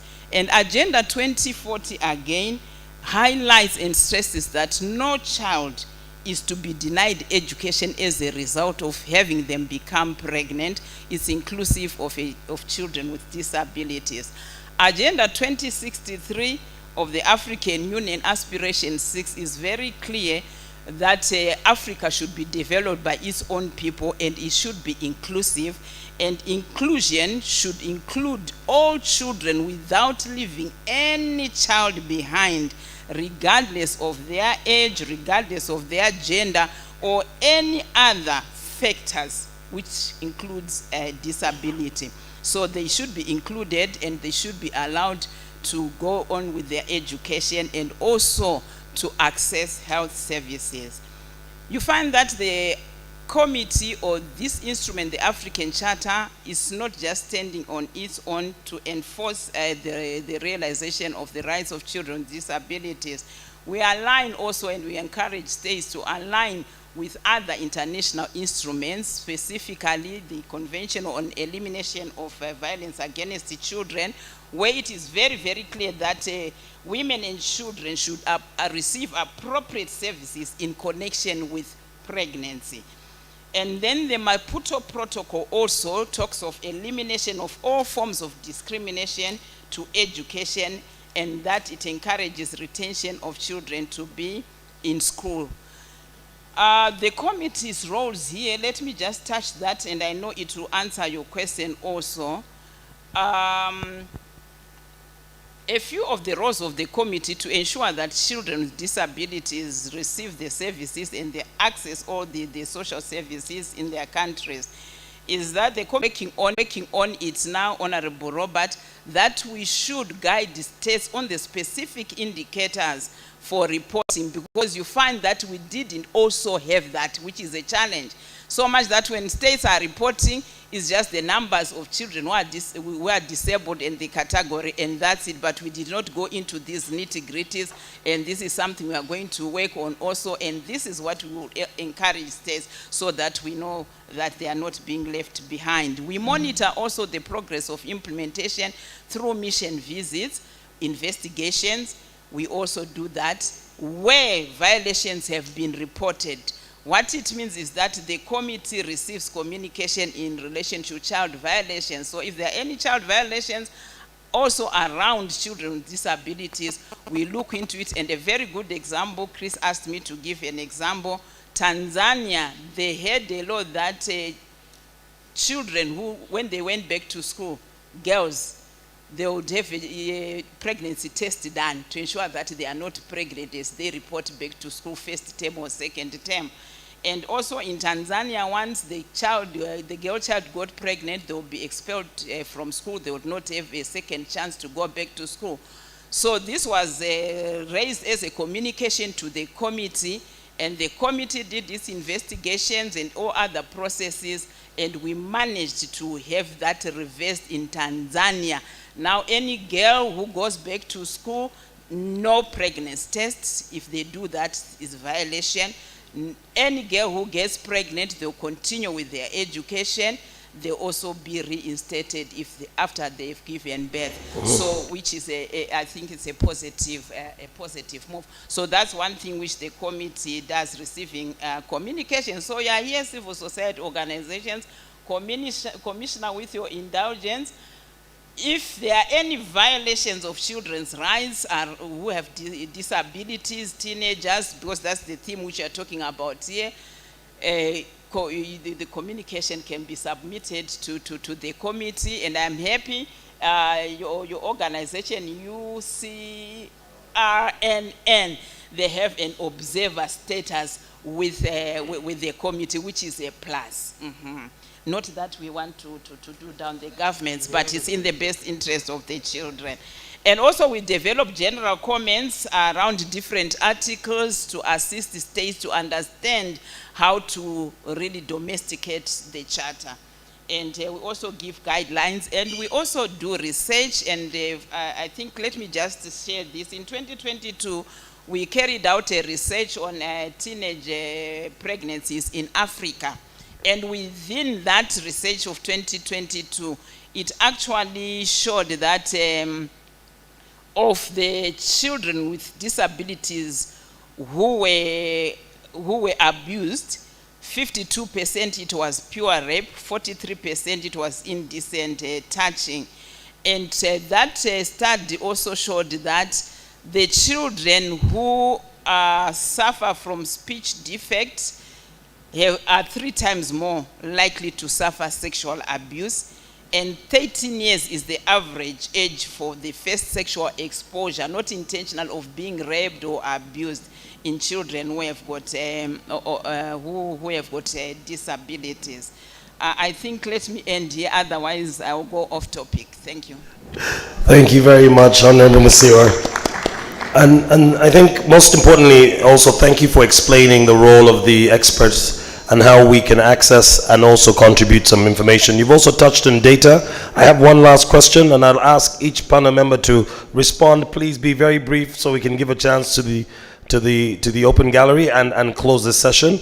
It is about data. So how can we enhance data collection? You've all talked about data and research, and Honorable Musiwa has spoken about a specific research, which I hope we can all access so that we can use that as well to guide us. So how can we enhance data collection and research efforts to better understand the prevalence of these factors contributing to teenage pregnancy amongst girls with disabilities? Remember, we're talking about them as a very specific vulnerable group, so I don't want us to go off the topic. And we're not saying other girls are not important, but girls living with disabilities are far more likely to be sexually abused because of that disability. So, really quickly, I'm going to time, and I will even stop you. Members of the panel, I'll start with you, Damon. I will start with our commissioner. How can we enhance the data? What do you think we can do? Maybe from government perspective, but also in collaboration with us. What can we do to enhance the data? I think the beginning point is working assiduously with UBOS, because UBOS is the government center of excellence on issues of data. And so we have specifically to communicate, like we have already communicated to them, some of the data we want them to capture. Data about vulnerability, data about children with disability, data about youth employment, data about a number of things. The questionnaire becomes bulky, but I think since we carry out WUBOS census only once in 10 years, I think it's important that we capture the data comprehensively. The problem I have with emphasizing other surveys that take place, they seem not to be comprehensive. Civil society organizations, not these ones that are here, they will go to about 3 districts and make their conclusions and say this is what is. And you see, out of 146 districts, if you do a survey in 3 districts, you can know how many more that is. Chris, I don't want to be stopped. Let me stop myself. Thank you. Thank you very much. You're right on the money. Let's give him a round of applause. Now, you will notice that what we're also doing is coming into some of the recommendations. Folks, we have been told about UBOS. Actually, in our side meeting with the Honorable Minister of Youth and Children, she emphasized that folks work with UBOS. If we don't give them this information, if we don't emphasize that there are teenage girls with disabilities being sexually abused in Hoima, they will not know. So, Madam Catherine, let us take some of this information and make sure we give it to UBOS. Yes. The other very important one is the issue of registration at birth. And when you register, if the child has a disability, let's register that as well. I think that can give us impeccable data right from the village level. This symptom of thinking when you register, people have all sorts of myths. Very valid point, and I hope we're all encouraging that. All of us. Now, Madam Catherine, if you could also just tell us a bit about how you think we can enhance data collection and research. Data collection and research. I think and I feel that this needs collective effort. It starts with you and me to see that UBOS gets the right information. If we leave it at them, sometimes they come and get scanty information. As CSOs on ground, let's start with our areas of operation. For example, if we wait for UBOS, it will come after 10 years. So as we do this, we need to begin now. Thank you. And thank you for being brief. I really appreciate that. Now, that's a very important point. Starts with you and me. No matter how small your organizations are, we need to contribute this data. So, Damon, if there's a way we can send some of this information to you, and that is then passed on to you, boss, and others, and you collect it, that would be very useful. Honorable Musiwa, I know you touched on it, but is there anything else you would like to say, particularly about how we, as member states, can contribute to anything that can help with advocacy initiatives at the African Union level? Yes, sure. I think it's just repeating what the colleagues have said, but at African Union level, We'll continue with the research, and it's about dissemination strategy now. I know all our documents, they are on our website, but it is also very, very critical that with each committee member within the states where they have an oversight, we come up with a dissemination strategy to share these results and the recommendations, where states can then also stand on and unpack to suit their own environments. And I just want to remind Madam Catherine that UCRNN has observer status. You can go and present the information to the expert committee. They won't know if we don't tell them. But also you heard Honorable Musiwa talk about general comment. We can have a general comment on this issue and ensure that there's a framework for all member states to start to collect the data and respond to the issue. Now, lastly, Damon, any comments? Yeah, just to also add on to that, at the beginning of every committee session that meets twice a year, the organizations, CSOs with observer status are given 5 minutes to present issues they would want the committee bring to the committee's attention. So definitely we can also take that up if we continue bring the data. So you talked about the data. I will continue from where Commissioner stopped in terms of UBOS. I think we need to go further from UBOS, because remember UBOS is every 10 years. And we need to go further because we can't wait for 10 years for our statistics to be updated and all that. I want to suggest that we use already existing structures. Police is already giving us crime reports. They're already giving us statistics. Can we push for them to give us disintegrated statistics? Let them give us the actuals. Let them give us that detail, so that is already some good data for us to work with.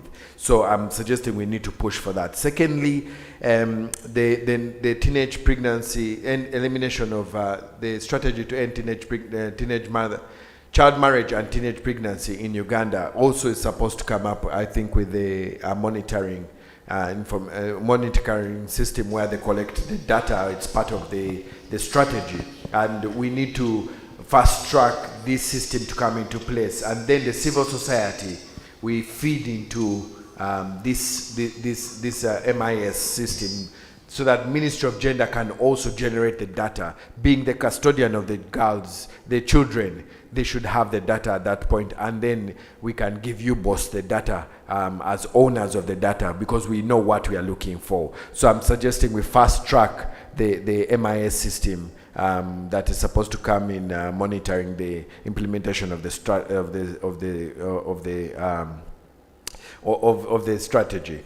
The final one is that at the end, and Honorable Musiwa and Honorable Robert, I bring to your attention that you know very well, whenever the states are reporting, you also emphasize on this issue of data, the statistics, what are the actual statistics.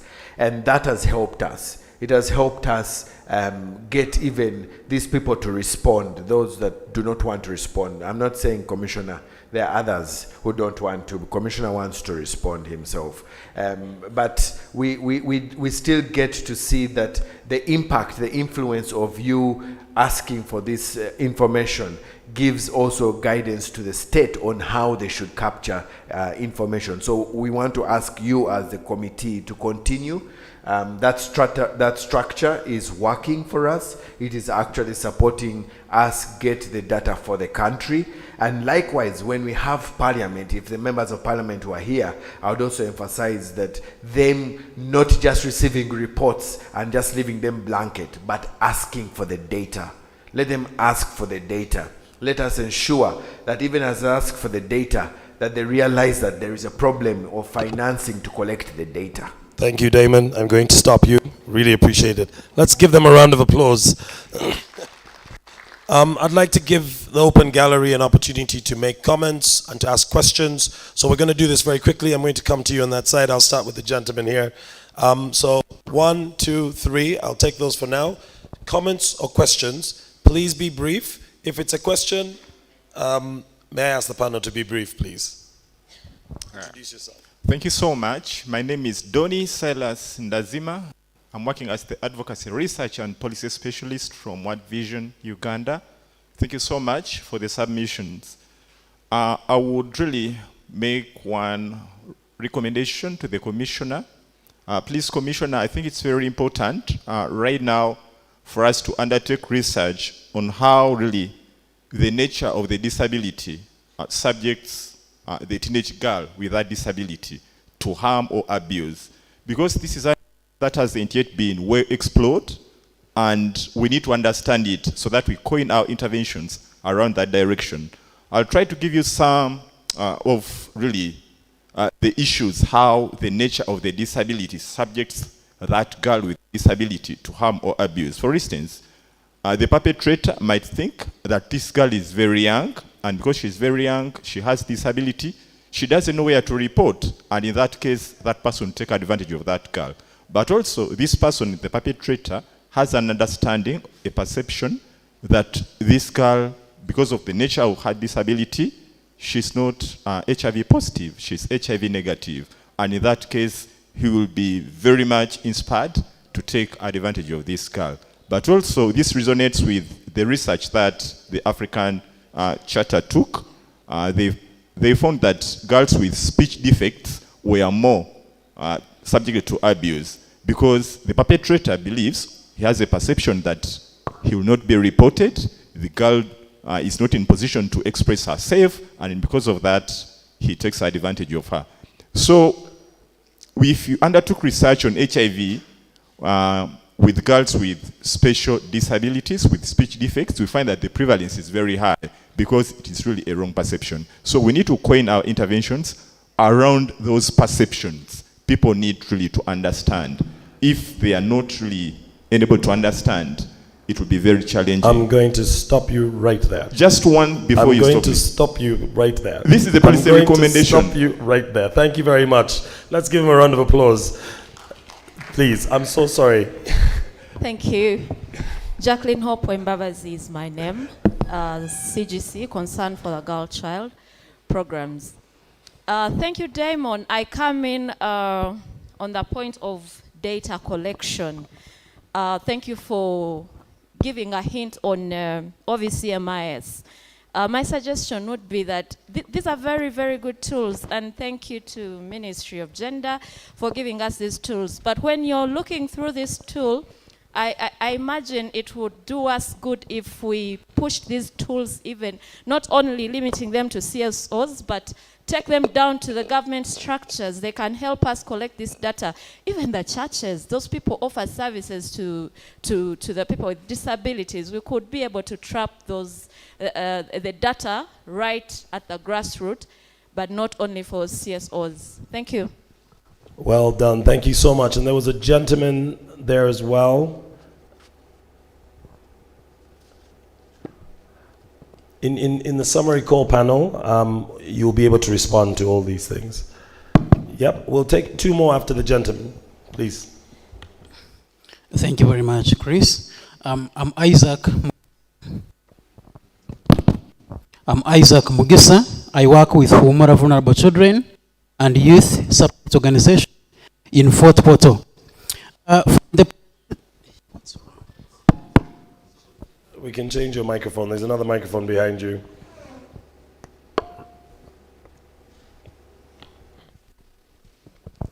From the presentation of Damon, I understood that there is a problem of health workers who have got bad attitudes towards mothers with children with disabilities. In my own opinion, I want to say that to an organization where Catherine works is heading, Hurnet, Honogric, to engage the district, come up with an ordinance, if possible. The ordinance will help to check on these health workers. Perhaps they will change their attitudes. The same thing to men who pregnant girls, so I'm sorry, so you said to call them children, who are pregnant children with disabilities and do not take care of them. perhaps this ordinance, if it is proposed and they start using it, in my own opinion, it will reduce on these habits. And then Professor talked about the national family policy. I'm glad that the government is coming up with this, because this it will restore how our children used to be brought up by our ancestors. This is the culture that I myself I witnessed in my childhood, and I feel happy if the government restores this back to today. Thank you. Thank you very much. There's a lady right at the back, and thank you for that emphasis as well. We really appreciate that. And then the gentleman with his hand up, and then we'll come back to the panel. Good morning, Hajira Nachimba from Cheshire Services Uganda, the head of safeguarding and advocacy. I just wanted to comment on the issue of collaboration and then the referral pathway. It is a thing that has come often in these meetings. We talk about it, but I'm of the opinion that at a national level and probably through UCRNN, we normally attend meetings, we provide contacts, emails.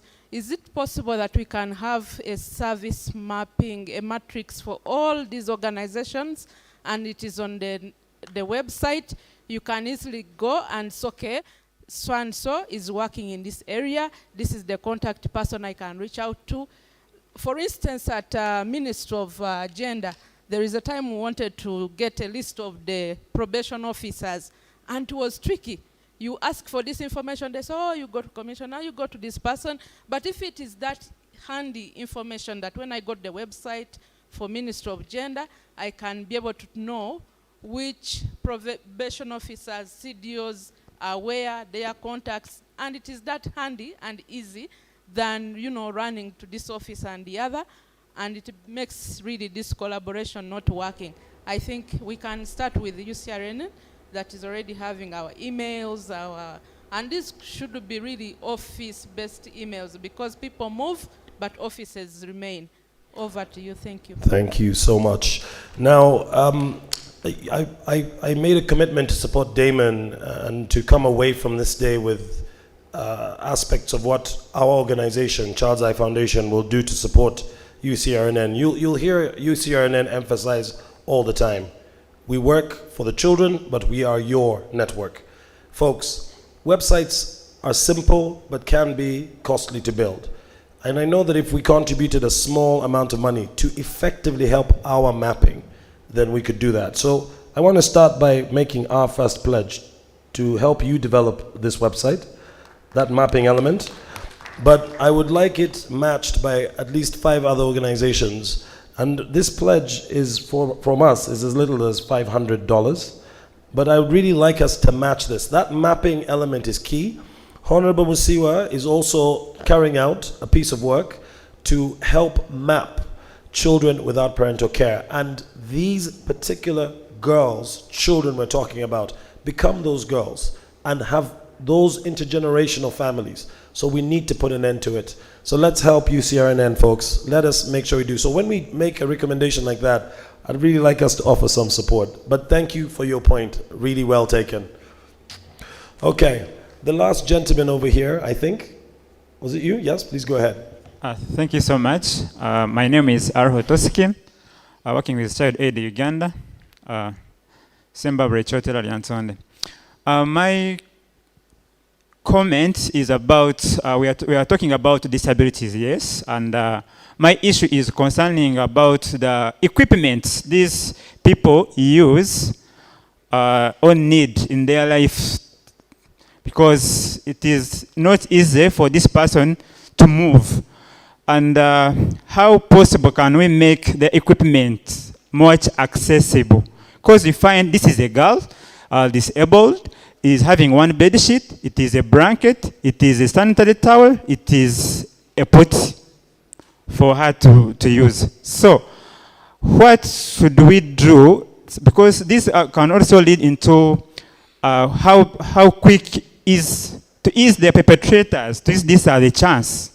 Because if is there alone, but I think even the access service, once it has happened, to attend maybe like an antenatal service, it is hard for this caregiver to take this person on a border. It has no wheelchair. If a wheelchair is around, if it gets a problem, repairing it is also another problem. So as we gather here, let's think about their equipment, how can we access them for easy use, such that once we can curb all this away, but we also need to stay with them as part of our families, not neglecting. Thank you. Thank you very, very much. I'll take one last comment and then we can bring it back. But before that comment, I just wanted to say, people have a look at the website for Brave Movement. Brave Movement is an organization led by survivors of sexual abuse working to end childhood sexual violence. And teenage disability is one of their key aspects as well. There's a couple of really powerful young voices that speak up to it. The reason I'm saying this is you'll notice that we don't have a young survivor here telling us the story, but we have heard from survivors over the last few days. I want to encourage us, please, not to place people forward to tell their stories, but to empower people to find justice. Once that justice is found, then they can be a very powerful thing. Panel, as you do your summaries, it would be good to talk about justice. We haven't really touched on that. And Dame, when you talked about the police involvement and the police reports, I think most of us, I for one, in our organization, struggle with getting the police to respond to some of these issues, particularly when this young girl who was being abused, disabled, remember, disregarded in her community, has been violated by an individual with an upstanding element in that community. We need to put an end to this. And I love what the commissioner said. These ...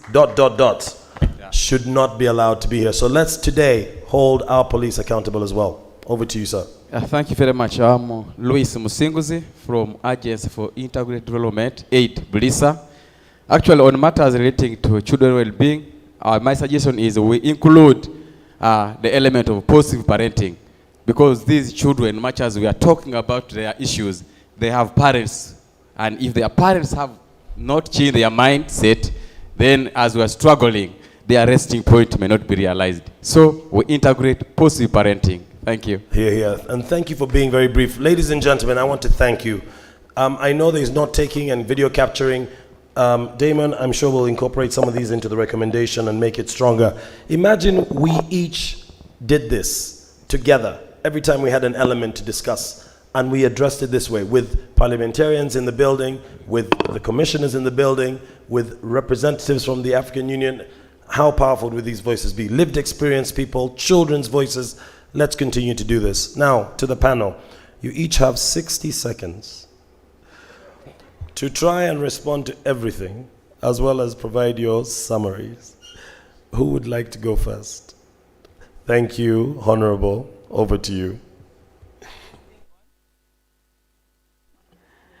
Okay, thank you very much. As I was listening, there were more of recommendations, comments, not really straightforward questions. And in relation to that, as we sum up within the 60 seconds I've been given, I'm picking up that as a state, we should ensure that information should get to all children who are disabled. Because according to the research, children who are disabled, they get their information, 63% is from the schools.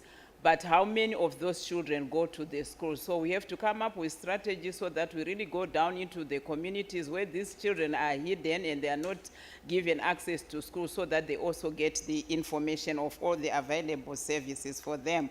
And it is also very important that we streamline inclusivity in all environments where we find these children, not just on one pillar like education. It would also be very good, I'm not well informed here, I was just trying to ask Commissioner, but I didn't want to disturb him a lot, whether there is an interministerial committee on disabilities.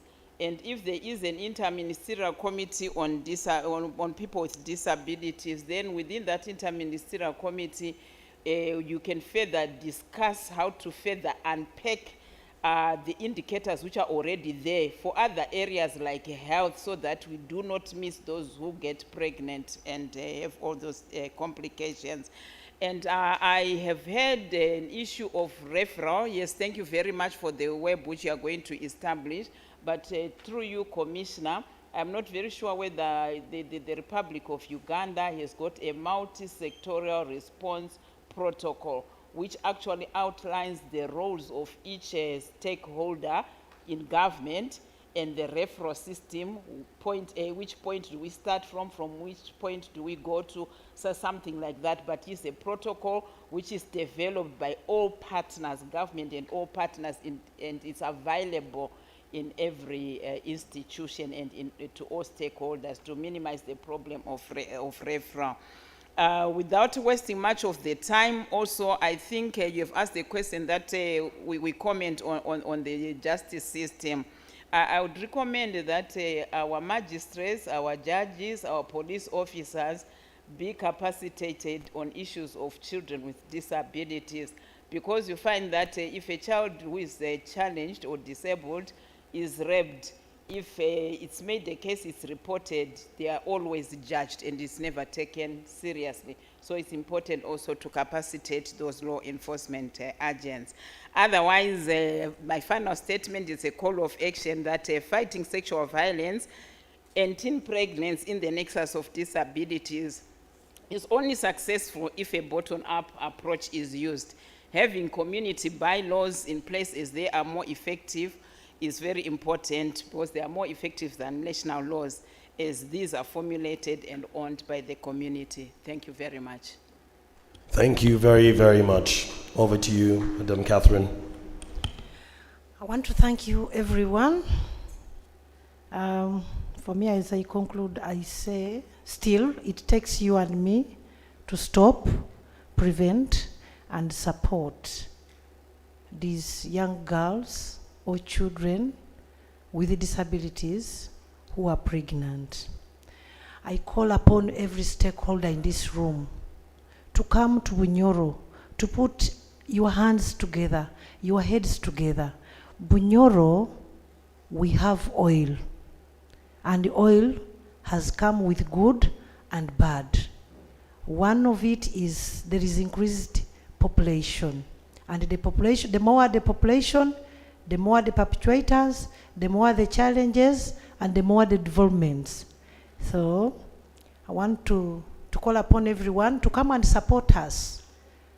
I implore UCRNN for the grateful engagements we have had together, and for the push you have given us as Honekrik to the levels of having safeguarding policies in place. And I would like to request you to come and support us more. We begin with the collection of data in Bunyoro sub-region, so as to see that this challenge is considered and put to the end. Thank you, everyone. Thank you very much. Thank you. I will not speak after my big brother, so let me go first. One, the question on the service mapping, I think that is welcome, and we appreciate you, Chris, for leading the way on that. We commit to doing that, and we'll see how to work with government to help them also have the information. I think that's important. There was something on the ordinance. I think we, as much as we do have ordinances that can help, and also in respect to what Honorable Anne has said, this issue of, let's remember that when it comes to the issue of sexual violence, it becomes a criminal offense, and we do not want to water that down. As Commissioner said, we want the whip to work. So I would push that we strengthen the other systems to ensure that these people are brought to book. Access to justice is quite important. We need to have it, and justice is not complete until the perpetrators have been brought to book. Then finally, my parting words are simple. Children's rights are non-negotiable. Here, here. Thank you very much. Thank you. Thank you very much, the moderator, the panel, and all of you who have made contributions. I'll respond to a few things, and I'll ask Chris that you allow me also to make a final remark on the quality of the policy brief. Given? Thank you very much. Absolutely. I want to start with the issue. Many of you remember that we did, as government, working with you, come up with violence against children report in 2018. This has served its purpose. We are now mobilizing resources. We have done the protocols and done this and the other. We want a successor report. We should have started already, but because of the resources, we are not yet there. And since the two big honorables are here, they will make statements about how they can support the process. And so we intend to come up with the Violence Against Children's report, which will be a successor done of 2018. We also are working with AfriChild as government came up with a national research agenda for this year. And I want my colleague from World Vision, Cyrus, to work with us. We can support if you can take lead, as long as we restrict ourselves to the scientific principles of executing the research in terms of the sample, in terms of this and the other. You know all these protocols we need before the research. I agree with you that we need a research in that area, but broadly, we have a national research agenda for 5 years, talking about the different areas where different organizations can put money so that we inform ourselves about the state of children in this country. Mbabazi talked about the OVC MIS. Yes, Mbabazi, with the launch of the National Children Policy and Action Plan of 2020, we have decided to migrate from OVC IMS to Child Wellbeing MIS. And so we are not just capturing the OVC now, we are capturing the entire regalia of children well-being. So we are now on the CWMIS. On the issue of ordinances, yes, Isaac, I agree with you. As government, we support different districts coming up with ordinances, but you're also the same people who are saying that, yes, this government is good to come up with policies and laws, but implementation.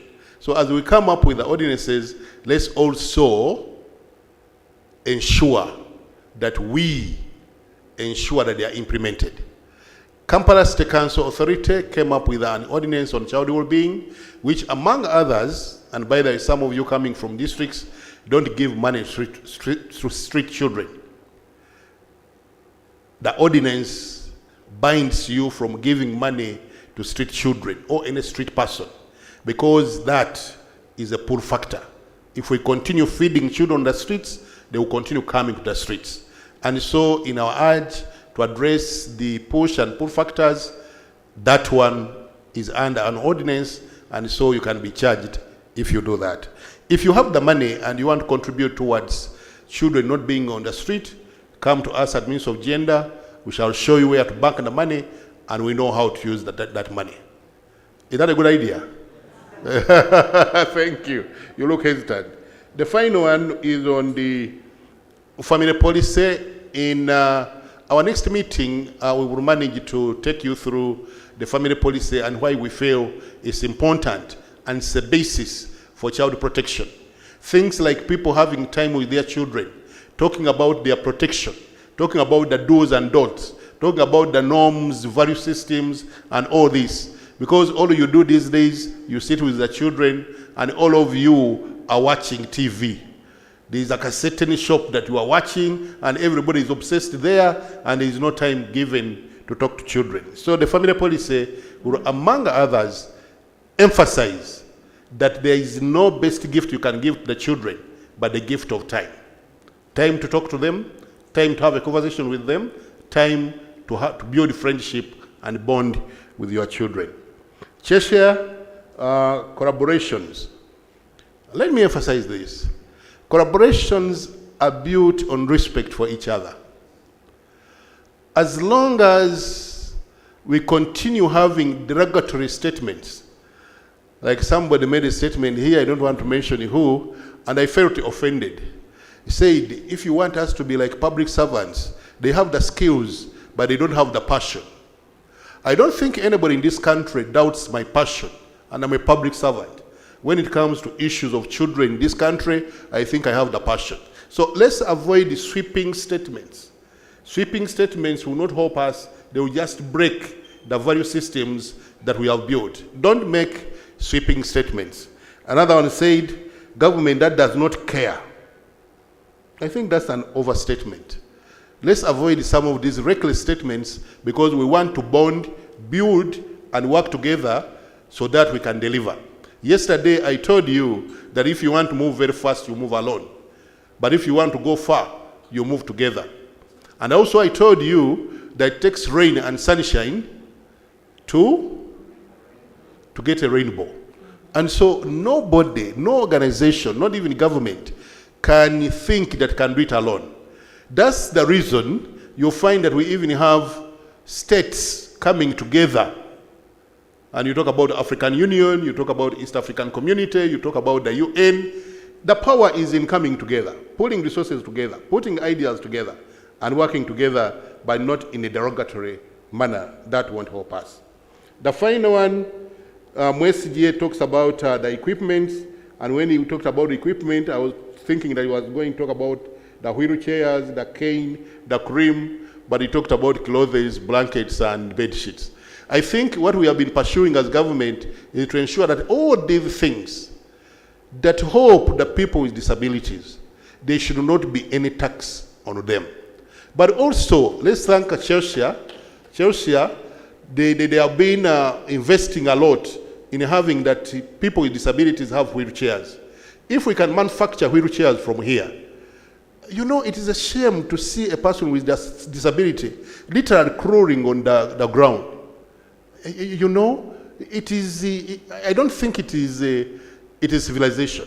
So I think issues of taxes, where there are taxes, we have fought on the issues of the cream for the people with albinism, and so I think we have to continue. Musinguzi, on parenting, I can't disagree with you. I think a lot of things have gone wrong because we are not parenting. We need to go back and parent, love our children, protect them, nurture them, scale them. Finally, what I asked from you, Chris, was to make a comment about the report.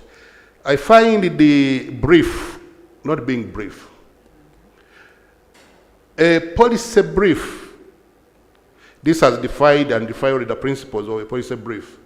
It is like another book that you have to read, 6 pages. The standard is that a policy brief is a concise summary of any issue that includes the policy options to solve a problem and recommendations on the best option.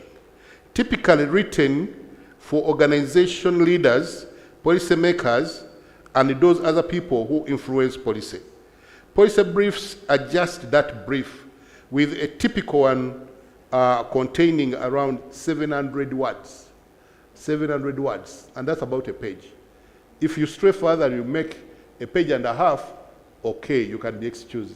But Damon, to have 6 pages of a policy brief, and you are writing for people who are busy, you need to learn to summarize and bring only those issues that they will be able to pick their paper, and within 5 minutes, he has read and understood. And if they ask for more information, that's when the entire document can be brought out. So in the future, let's restrict ourselves to having a policy brief that is really a policy brief that does not defy the international standards. I thought I would make that correction so that in the future, we do a better job. And it must include the title, executive summary, description of the problem, overview of research, current and proposed policies, policy recommendations, appendices, and sources. Almost all these are there. But the detail, they became so detailed that they defied the principles of a policy brief. And so going forward in the future, and as you said you are going to work on it, as you share it with members of parliament and others, I think let's work together, including with Chris before he goes, that we make it as succinct and as concise as possible. I thank you. Thank you very, very much, Commissioner. Thank you so much. Let's give this panel a thundering round of applause. I want to hear everybody really clap. Thundering. And the flowers, please. And also, let's give our interpreter at the end flowers as well, folks. Thank you so much.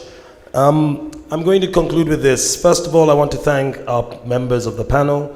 You have definitely represented this issue really well. Commissioner, sir, your guidance is noted. Now, I want to say something because it's important that we don't leave without this. I have known Mr. Mondo for 9 years, and Mr. Mondo, I've known him not so much as a commissioner, but as a colleague. I understand what our statements can do to you, because equally you know how some statements from government have hurt me. And remember, I've come to you and said what's happening. So I'm very glad that has been addressed. Let us today make a commitment to work in collaboration with our government. Government is by the people, of the people, for the people. All the people who work in government are citizens of this country too. They too have similar issues and lived experience. So even in collaboration, let's raise the issues together. I want to just say this very quickly. Damon, with your permission, I'm a fundraiser. This is what I do. I raise money. That's one. The other thing is I'm an advocate. And I do those two things very well. So Oak Foundation has an open grant. How many of you here are funded by Oak Foundation? Fantastic. For child sexual abuse, ending child violence, right? And they're a fantastic donor, aren't they? And the kind of donor they are is they like proactive collaboration, especially when it includes government. I don't like people saying, let's do this, let's do this, let's do this, and we leave a room, and 2 years later, Damon, we come back and we say the same thing again. I really don't. In fact, standing here, you've heard less about my organization, more about what I want to do for our country. So I would like, Damon, through you, to make a commitment. I asked who knows, because usually we need an introduction. With your permission. If not, not to worry. I think I can find another way. But I want us to address this issue and get the research done and have some sort of pilot program collaboratively, working with small organizations that work in very specific areas like Hoima, but also with other bigger organizations in this room that are kind of able to scale this work. Because folks, without the small voices, we don't know what really happens. Mr. Commissioner, sir, we make wheelchairs in our country. I am the chair of Chaninga Child Development Center. We are growing bamboo and we are making wheelchairs. So for those of you who want some more information, please come and talk to me. The wheelchairs are given for free. But I know that there are other organizations that do the same thing. So please don't be shy, speak up. A couple of last things, very quickly. The family policy. You heard Damon say we are known as a country that has all the guidance and other countries implement ours. Folks, my colleagues in Hoima, all of you, please, please take these policies, use them, and tell Damon how you've used them. It's very simple. Implement and say. This is what we did with the family policy. This is what we did with the parenting guidelines. We're using the parenting guidelines in this way. Raising voices. We're using the parenting guidelines. Please enable others to learn as well. And all the other organizations, please. We've got Sauti, it's everywhere. The child helpline. Folks, if we don't report to the child helpline, it becomes negligent. So let us each report to the child helpline. Let me tell you this, if they're overwhelmed, that's a good thing. Because if they're overwhelmed, we can go back to the funders and say, we need to fund this properly. So it hasn't been mentioned a lot, but that's what it's here for. So the child helpline. We've talked about collaboration. Please, a reminder, Damon has not asked me to say this. We must remember to pay our membership fees. If we want to address these issues properly, we have to pay our membership fees. Folks, I want to thank you for listening to us. Sorry that it's taken a while, but we must prioritize children. I would rather go to a session where we're talking about children than weddings, so that we can really address the issues. You have been amazing. Thank you. And a last round of applause for our panel members.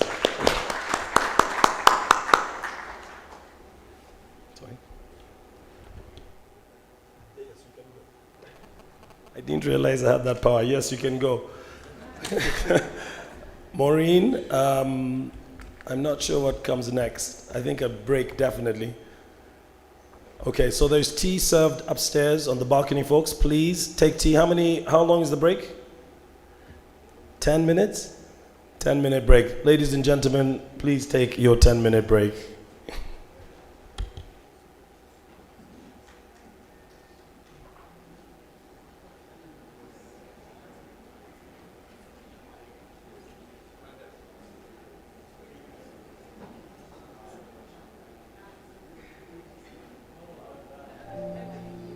I see myself in a very big office as a midwife, father, here.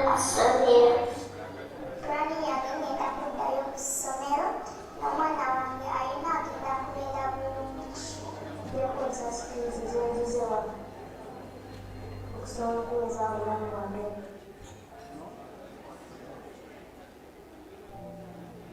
I see myself in a very big office as a midwife, father, ku ssomero. Granny yange ngenda kuddayo ku ssomero n'omwana wange alina agenda kubeera bulungi byokozesa skills zenzize wano okusobola okuweza obulamu bwange n'omwana wange. Ever since COVID-19 hit the world, it has caused tremendous effects on the global economy, and discussions on how to rejuvenate the global trade have dominated the media space. What seems to have been neglected, however, is the fact that children have equally suffered and that COVID-19 might leave permanent scars, both physical and emotional, on many of them. The children of Uganda have had their childhood robbed from them. The girl child has been greatly affected. Many have been impregnated, becoming mothers at a tender age. Their education has been disorganized, and many may not have the opportunity to realize their dreams. As Uganda Child Rights NGO Network, we have worked with a number of stakeholders to bring such stories to the spotlight and pave a way forward to making children's lives better. Since March 2020, over 20,000 girls below the age of 17 have been impregnated, giving them early responsibilities of parenthood. Nga COVID tanajja nali nsoma P7 okusoma ne kugaana ne bantwala okukola esoroti nga nkola ng'omukozi mu dduuka ly'omuntu. Lumu nali ntwalayo kasasiro ekiro saamanya nti oba waliyo abangoberera ne bantaayiza baali abavubuka bana mwalimu n'omusajja omukulu nga sirina gwe manyiko yadde n'omu bonna ne bankwata ne bankozesa. Nakabuye got pregnant after being persuaded by her own mother to sleep with a man in the area who would in return support the family with food during the tough days of the lockdown. COVID bwe yajja twalina okusoomoozebwa ewaka ate taata waffe yafa nga tulina maama yekka nga talina bulungi ssente. Kati nga waliyo omulenzi anjagala, mama n'aŋŋamba ngendengayo neebake naye asobole otuwa ku buyambi kubanga ewaka tewaliwo nga ebikozesebwa nga emmere n'enva. Bwe nayongerayo okwebaka naye nenfuna olubuto mu Gwokusatu nga nina emyaka 16. Mr. Damon Wamara, the Executive Director of the Uganda Child Rights NGO Network, shares concerns that propelled the organization to document such stories. With the statistics that we began to receive from one district to another district, seemingly like a competition of who is performing the worst in terms of teenage pregnancy, the numbers were alarming. The figures were alarming. And we wanted to be able to know if these children's stories can be heard and can be told and can be shared. So in endeavor to do that, we want to capture their voices. We want people to hear their voices, and we want people to decide to take action. The Ministry of Gender is closely working with the Ministry of Education on how best such children can be supported back to realize their dreams. We are saying that when schools finally reopen, we should provide a second chance. And we are talking about re-entry of child mothers, re-entry of those children that had gone into marriage. Government is equally concerned about the increasing rate of teenage pregnancies, sexual harassment and other forms of child abuse, especially in such times. We launched a campaign during the International Day of the Girl Child. The First Lady signed on a multimedia campaign that will be talking about nothing but addressing early marriages, teenage pregnancy, and issues of irresponsible parenting. Zalwango's dreams of becoming a veterinary doctor seem to have been cut short. Zalwango, 16 years of age, got pregnant during the first lockdown and she is now a mother.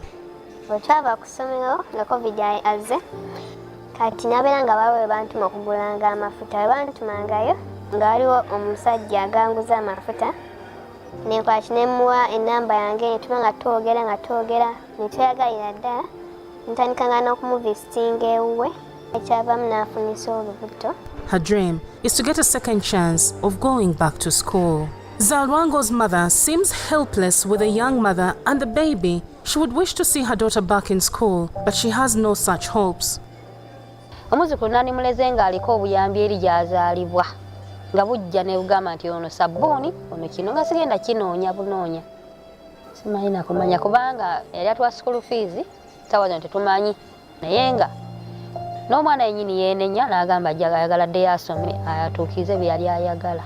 N'amanya ensobi yagikola n'asuubira obutagiddamu n'agamba ayagala atuukiza birooto bye bye yali asuubira. Children ought to be protected. Their rights must be promoted regardless of the circumstances. With the current situation of the rising number of teenage pregnancies in the country and people wondering what the cause and the problem could be, as the remnant generation, we are looking at this as a lack of collective responsibility. Children should be safe, whether they are at school or they are at home. All adults have a responsibility to make sure that we protect children from abuse or from violence. Government chenjisaba eyongeremu emirimu bagiteeke mu communities abantu bafune ebyokukola sexual abuse eyinza okuvaawo ng'abantu bafune ebyokukola. It's a collective responsibility to raise a child and everyone must take on that role. Teenage mothers need hope and they should not be castigated for being young mothers. Early pregnancy should never kill their dreams. Let's support them. Let's give them hope.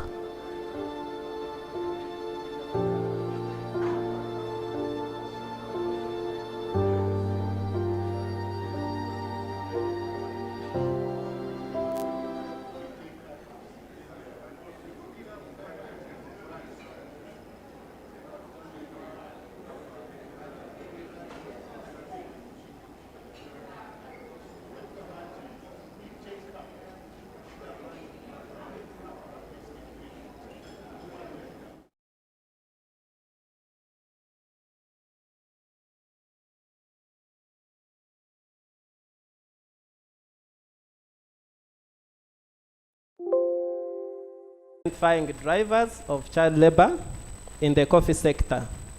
To be specific, in the coffee sector in eastern Uganda, also to be specific in Elgon sub-region. To be more specific, it was carried out in Kapchora, Mbale, Sironko, and Bududa. It also aimed at landscaping the existing regulatory framework, compliance and government enforcement, promising interventions and prosecutions and key service providers in the areas. Then away from that, of course, after doing this study, findings were meant to inform and contribute to the Global Fund to End Modern Slavery and its partners to understand the problem and inform potential seeding future interventions. And I'll say it was implemented by the AfriChild Center and Teredes Homes. I don't know whether we have TDH members in this house, but we implemented it together. And the funder was Global Fund to End Modern Slavery. And the period was May 2022 to November 2022. But also we extended it up to June 2023 because we had to produce a child-friendly report in addition to the big report.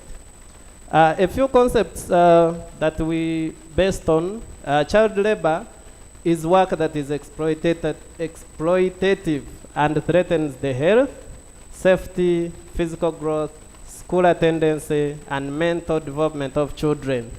That's according to National Child Labor Policy of Uganda. And also to break it down into what it means by age of a child and the duration they spend at work. If a child is aged 5 to 11 years and they are participating in any economic activity that raises income for the family, that's defined as child labor. But also a child aged 12 to 13, but they are engaged in work for over 14 hours a week. That's also child labor. And then the children aged 14 years to 17, they are involved in hazardous forms of work.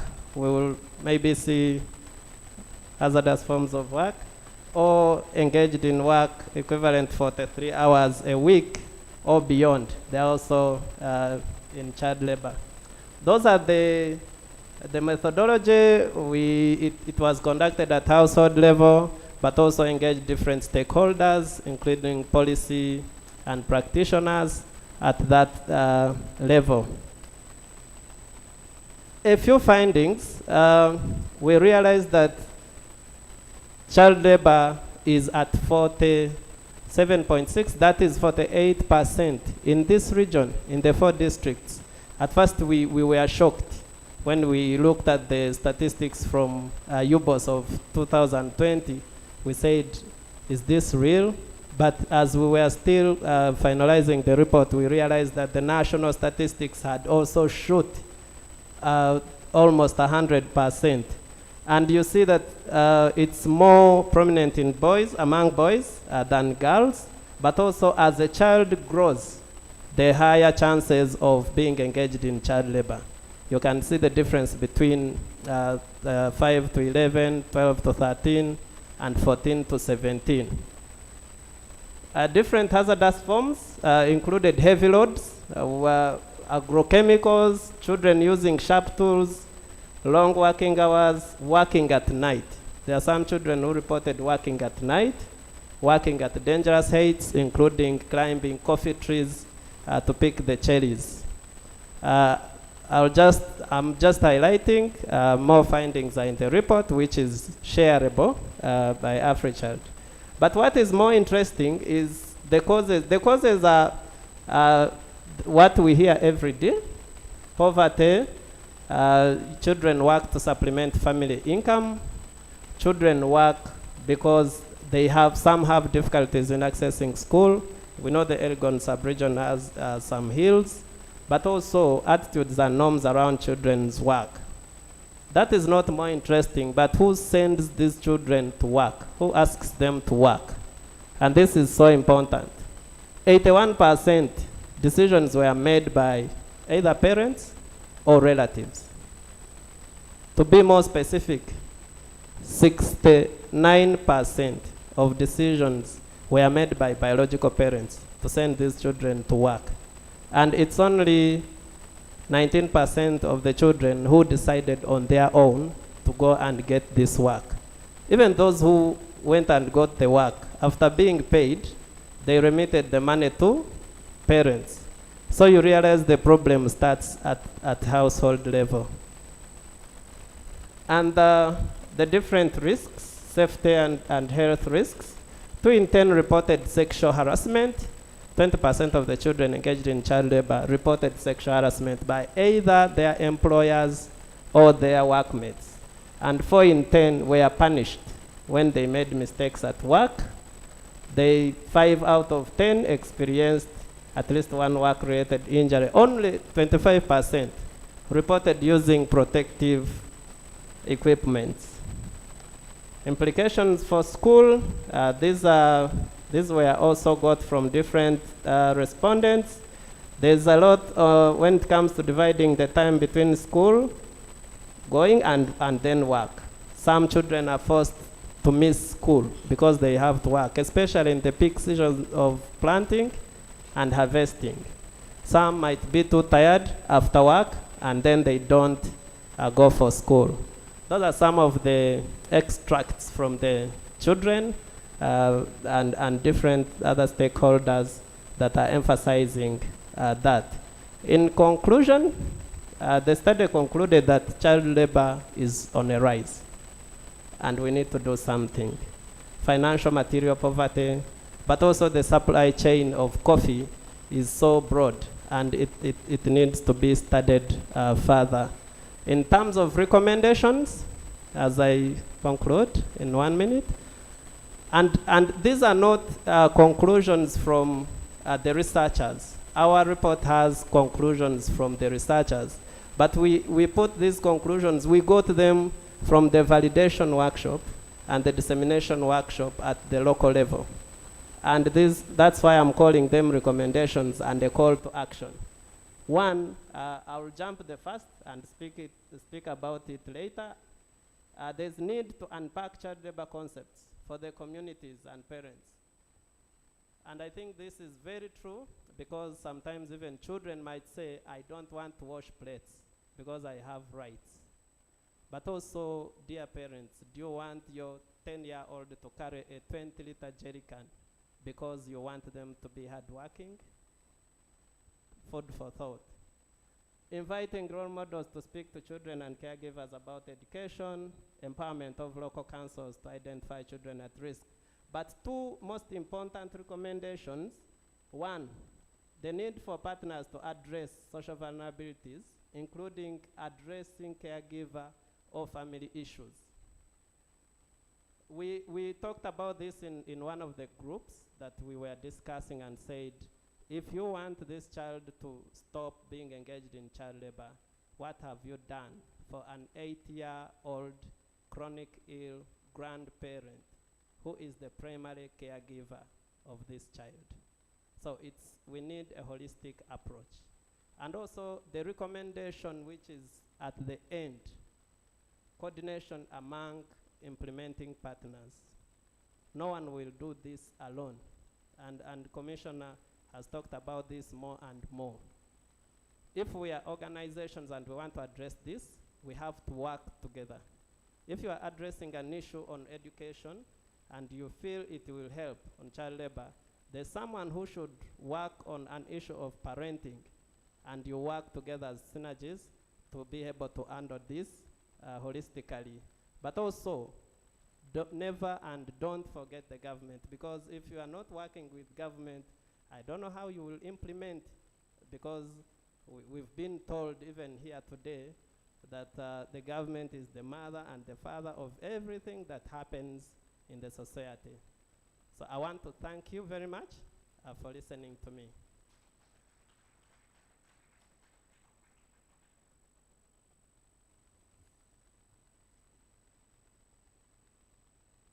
Thank you so much.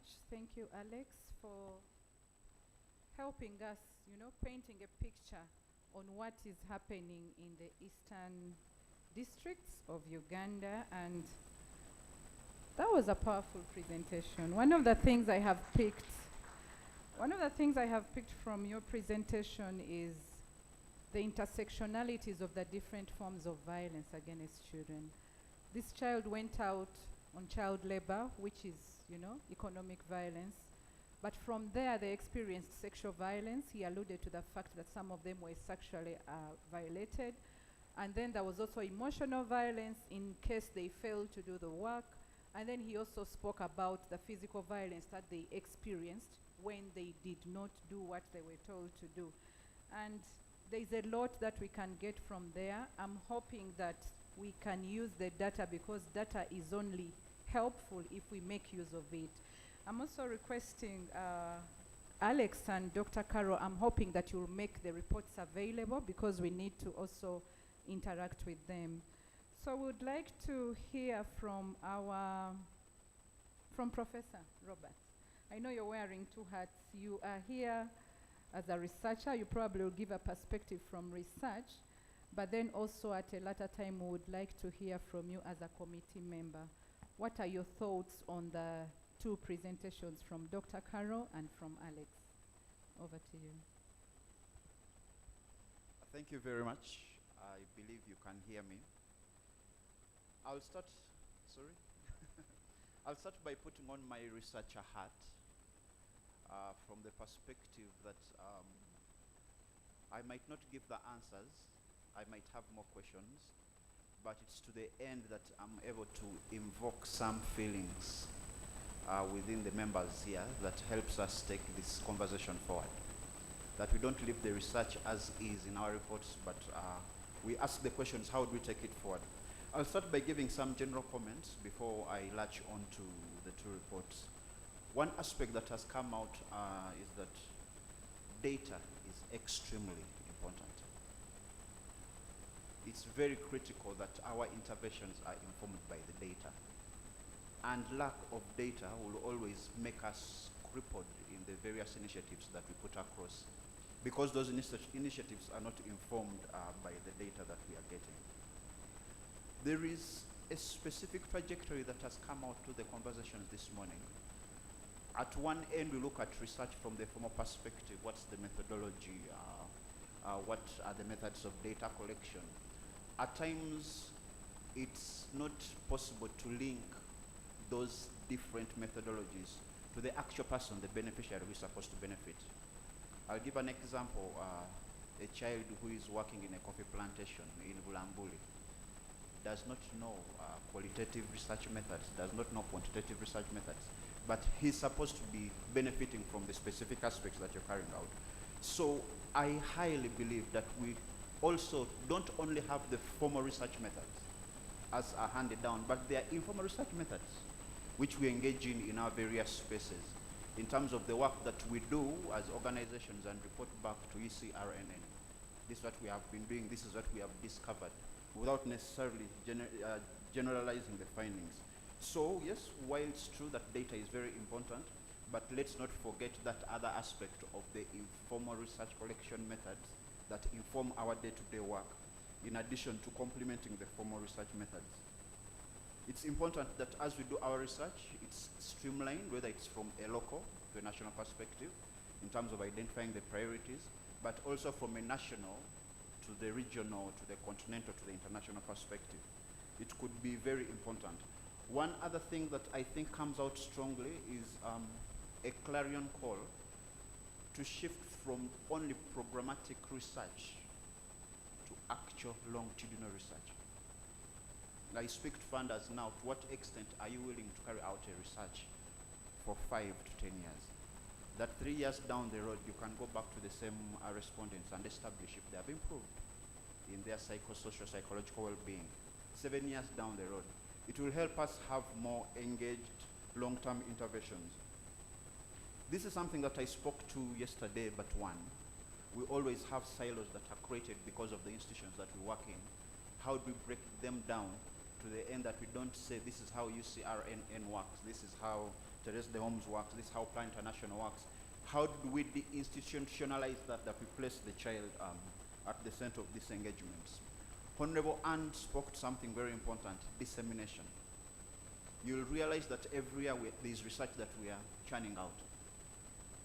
But are we disseminating it to the end that the child who is affected benefits? To the end that the different stakeholders who are helping this child are able to take this conversation forward? And that every piece of research that we carry out, it's something that is a launch pad into something bigger. For instance, we have discovered there is a certain cycle in terms of coffee and children working. How do we take it forward in terms of recommendations? Another very critical aspect is we have perpetrators, those who are dealing with the violations of children in terms of child labor, in terms of children with disabilities, but we also have persons who are condoning. If it's the parent who is signing off that a child should continue working, some are perpetrating and some are condoning. At times the biggest enemy is the person who is condoning. How do you deal with the person who is condoning?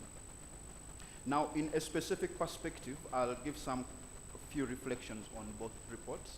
And as I've said, I might give more questions, but to invoke you to a space that we appreciate how far we have come and we continue questioning the answers that we are giving going forward. I would like to commend Dr. Nerima for the presentation that she has given on the report of children with disabilities. This research on refugees is a step in the right direction. As we shall recall, it was until recently that we had a specific Sustainable Development Goal on refugees that was developed. And it's important that when Uganda submitted its report, it spoke to various steps that it has taken to engage empowerment of refugees to ensure that they are not left behind. When you look at that report, you will see it worked better than Kenya, better than Tanzania, in spaces of employment of refugees, in spaces of empowerment of refugees, in spaces of integration, despite the fact that some of these refugees are in camps.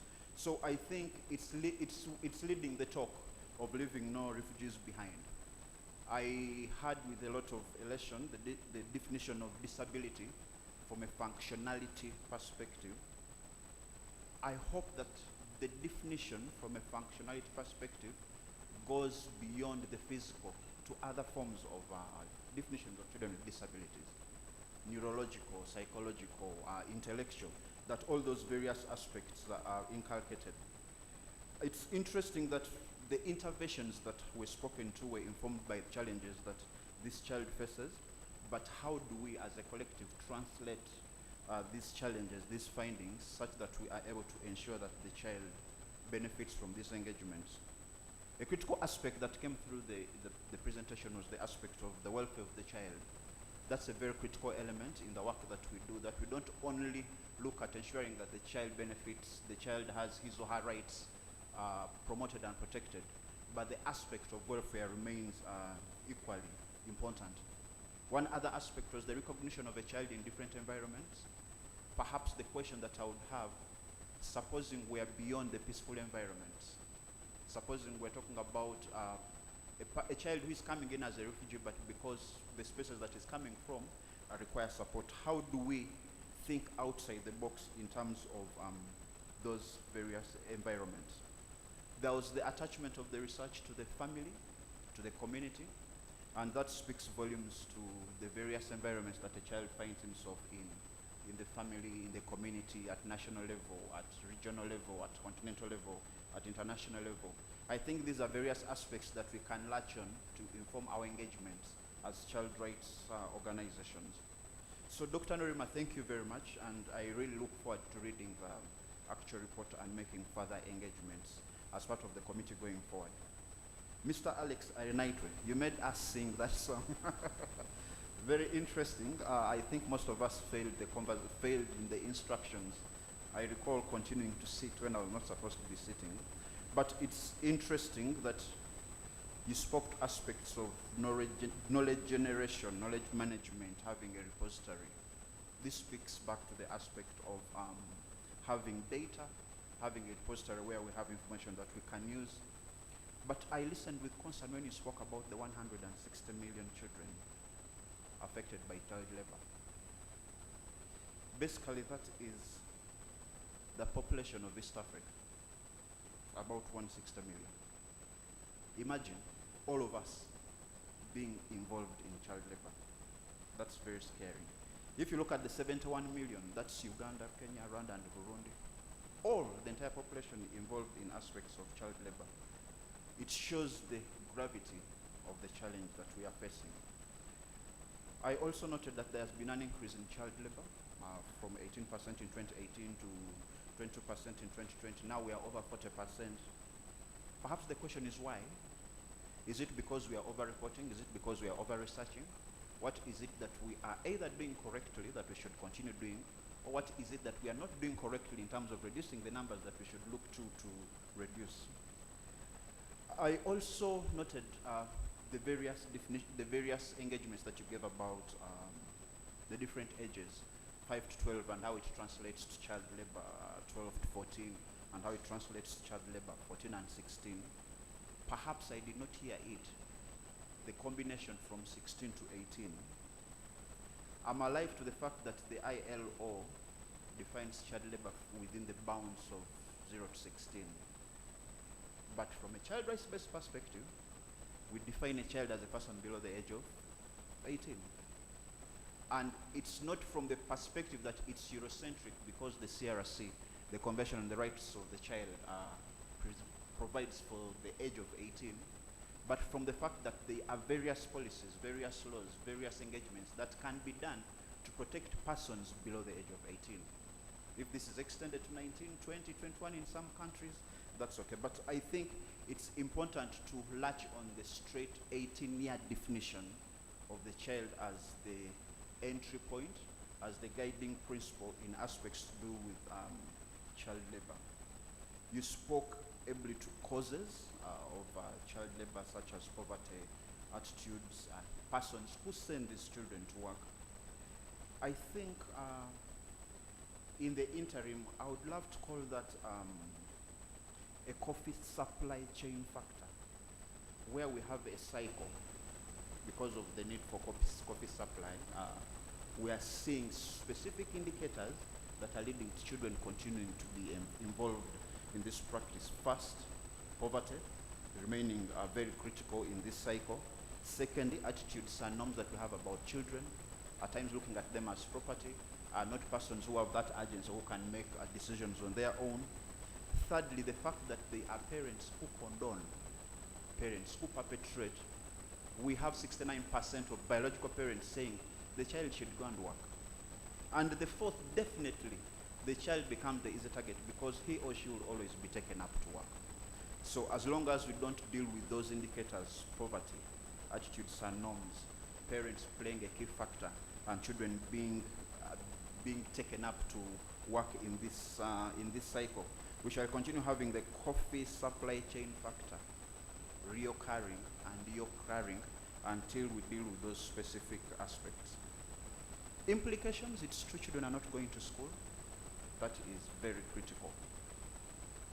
The questions that we should be asking is, what are we as government doing to ensure that we have an obligation of result? Not just the obligation, because if I'm from the government and ask me about the obligation, I'll say we have a national policy, we have the Child Rights Act, we have a lot that we are doing, which is all good. But in terms of obligation of result, what are we doing to ensure that as we engage our policies, as we engage our laws, children do not get caught up in this cycle? Until we deal with that obligation of result, it continues to be a cycle. And it stems to issues of accountability, but I would like to look at accountability not only as a preserve of government. What other aspects do you do to ensure that you can ask the questions about the government being accountable? What steps are you doing as a CSO? What steps are you doing as a member of the committee? What steps are you doing as a stakeholder to ensure that the accountability cycle is a preserve for all of us in our different spaces? I believe if we unpack the aspects of child labor, the aspects of children with disabilities, from a perspective that is very child rights based, but above all that moves from that child rights based to a child-centered approach that places the specific child at the center and asks questions with regard to that child, so that the interventions that we have speak to that specific child. I think that will be very instructive. Thank you very much. Thank you so much, Professor. You've ended on a note reminding us of how we all have a responsibility, we all have a role to play towards ensuring the well-being of all the children in our custody, but all those in the communities, wherever they are, we all have a role and a responsibility to play. Thank you so much for the reminder. And colleagues would like to open up. We do not have a lot of time. We have only up 10 minutes. So we're going to open up to maybe 3 people at most. If you have any questions, The first hands to go up have already seen, we already have 3. Let's start there. Be clear on who your question is going to, but also if you're making a comment, it's okay. We are learning from each other. So we'll start there, and then here, then Commissioner will be the last.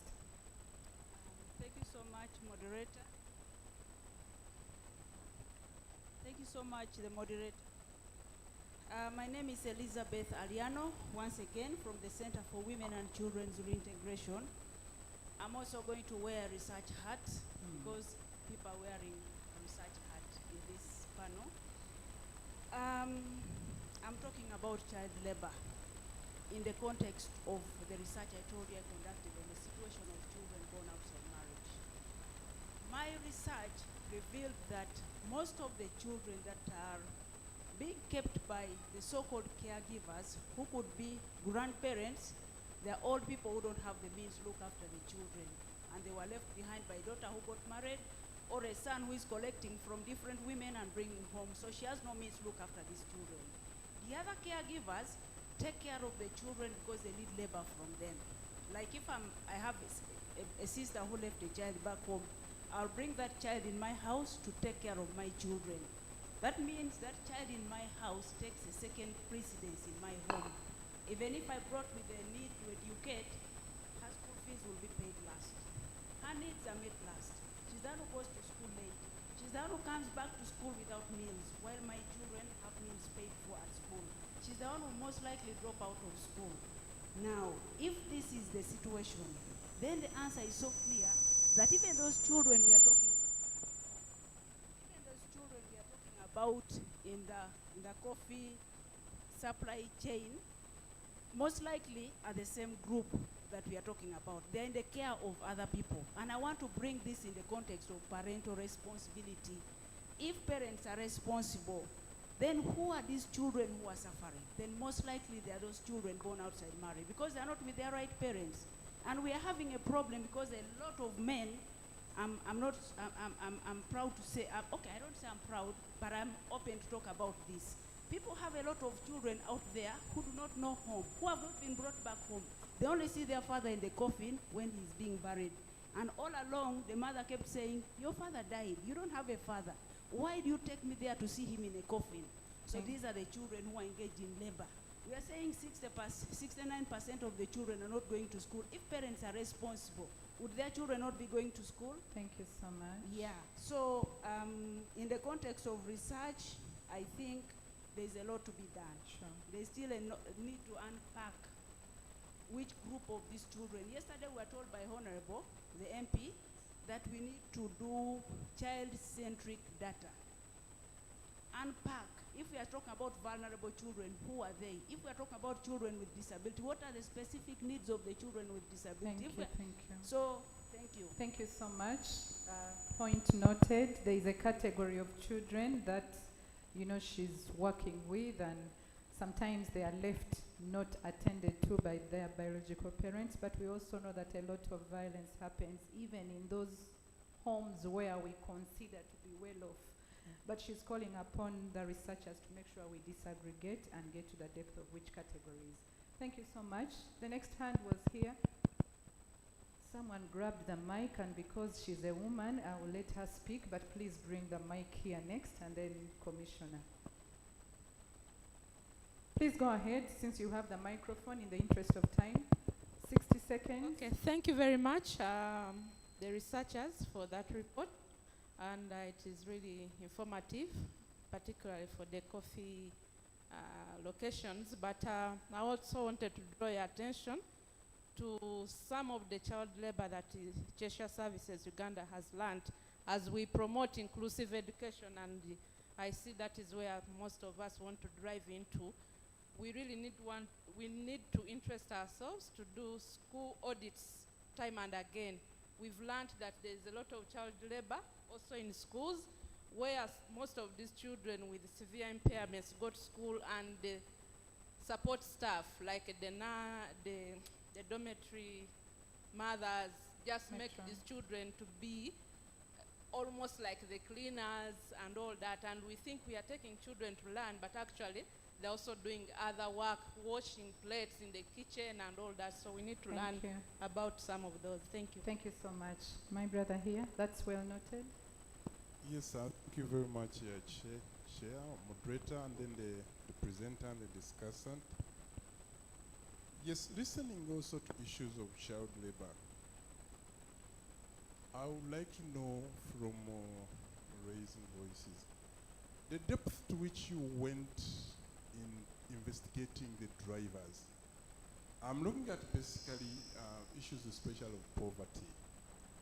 The region where the research was based is also, that region is known for having some of the lowest poverty levels, below the would-be 30% that we talk about nationwide. Maybe there could be about 40 or 50%. It would be good to benefit from the depth. Two, the timing of the research. I also would be interested in knowing exactly at what time did you do the research. For example, when children go on holiday, it is very common in a number of settings for these children to be somehow exposed. And also the circumstances under which they work, because you know the Act may allow children to, the laws allow children to work, especially if they are under supervision of their families in certain categories of work. Okay, whether you really investigated those issues so that we can be informed better. As I wind down, I know you need the time. I want to be the devil's advocate on some of the issues, for example, that came from the floor. Caring for children. It is true some of us men do have children from more than one wife, okay? And we cannot be with each one of these wives every time. I think it is really incumbent. You can be with the children all the time. No way. Wife one has, wife two has, and I'm father one only. I cannot be in all these spaces all the time. Okay, so this responsibility should be shared with our partners with whom we father and mother these children. Okay. Thank you. Thank you so much. I don't want to comment because I'll let Commissioner speak next. Thank you so much. Your points are noted. I don't know why my colleague didn't mention wife 4 at 5. Well, there are also those who have those numbers. I want to take it from what Professor has said, the issue of accountability. You know, oftentimes, people in the private sector, they are quick to blame it on government. What is government doing? But I think it's for all of us. I've been noticing for quite a time that every time there is a sitting of P7, the number of children who sit primary living examinations is around 830, they are about. This time around it was a little below 780 something, but it's around that number. But I know that my fellow Ugandans, you produce 1.6 million children every year. So simple mathematics will be telling me that at any one time, we should be sitting about 1.4, 1.5, thinking that maybe a few died off. But half is what sit P7. When you go to UCE, Uganda Certificate of Education, it's around 360,000. Advanced Certificate of Education, a miserable about 110,000. The question is, where do these children go? And recently, the National Planning Authority did research and came up with what they called NEET. Young people not in education, not in employment, and not in training. And they give us that these are 40%. That 40% of our children are in NEET. They are not in employment, they are not in education, they are not in training. And 40% translates into 4.2 million young people. And they project that this, if nothing is done, will be 5.8 million young people by 2030, 2031 financial year. who is not doing what he is supposed to do. One professor put it that Uganda is one of the most over-governed states in the world. And I seem to agree, because we have the LC system from village to district. We have a DISO, a RISO, a GISO, a PISO. We have a reverend, we have a bishop, we have traditional leaders, we have youth leaders, we have cultural leaders, we even have witch doctors, all of them somewhere in our villages. So the question is, for you who live closer to the people in the villages, who is responsible for children not going for UPE despite the fact that UPE is there? Not going for USE despite the fact that USE is there? And what can we do differently? Because half the population of children not doing basic P7 level. Guys, me, I get worried. And unless we identify who is not playing his or her role, then we are in trouble. But also in all our interventions, I think it's important to consider that we also integrate family planning as one of the things that can help us. Perhaps we are producing more children than we can look after. Like my friend is saying, that if you have 2, sometimes 3, sometimes 4 wives, how are you looking after all of them? And everybody is chasing money. The wives are chasing money. The husbands are chasing money. And therefore, there is nobody who is holding the center to ensure that children are going to school. Perhaps parenting is one of those reasons why children are not going to school. But perhaps you people in civil society, you know more than I do from where you sit on why children are not going to school and they're in the chambers. Thank you I so thank much. you. Thank you, Commissioner. Thank you so much. Most of the people who spoke gave comments. There's just maybe 1 or 2 questions. So I'm going to ask Alex to just use 1 minute. A minute is 60 seconds. If you want to respond or clarify or even just comment. And then we shall hear from Professor as we close the session. Thank you. Thank you, Chair. And yes, most of them were comments, and thank you, everyone. But the whole thing is that we need to do something and change the narrative. So someone asked about how we went deep in terms of investigating poverty. Of course, we used the UBOS different in the UBOS indicators that they use all the time to look into poverty deeply, but also cross-analyzing it with other different factors and other different research objectives to confirm that poverty was indeed an issue in that region as well, and also confirm that it's the reason for child labor. But also the timing for research. 2 weeks of data collection happened during school time, and then 2 weeks happened when children had broke off for holidays. Then my sister, who talked about children born out of marriage, I think I put it very clear that 81% are sent to work by either biological parents or relatives. And I also said that specifically 69% are sent to work by their biological parents.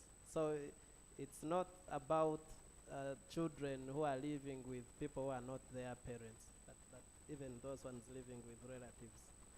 But also there was another comment about, I think I didn't say that 61% of children are not in school, no. I'd say that some children don't go to school because of the child labor effects.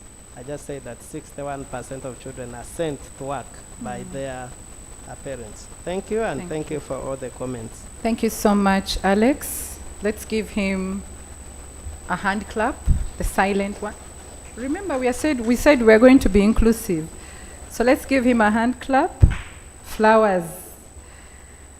All right, Professor, we would like you to wear the other hat. Let's hear from the committee member. If you could go ahead and share your thoughts from what you've heard from the audience, but also your parting shots. Thank you very much. I'll start on a lighter note with the specific initiative that was being taken by some persons in Uganda and Busoga in 1998, around 1996-98, when universal primary education had been introduced. They used to have their own acronym that could be used to inform children to go to school and ensure that parents take their children to school. In Busoga, they would say, Wugulala primary kubiteko. In Luganda, Wugulala primary kolechi, ekuyiteko. When it came to secondary education, Wugulala senior ekuyiteko, Wugulala senior ekubiteko. Much as it seemed to be very derogatory, it sent a specific message. That is accountability, not only on the part of government, but community and other spaces. But that was on a lighter note.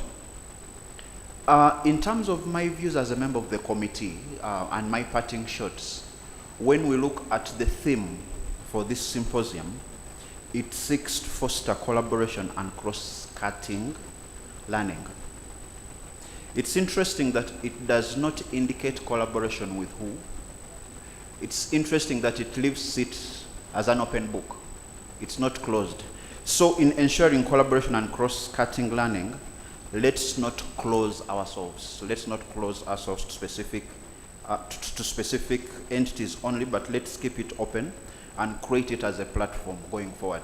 So if the theme this year has been ensuring that we foster collaboration and cross-cutting, we should build on this so that next year what we shall have will not be another event, but a process that we take forward.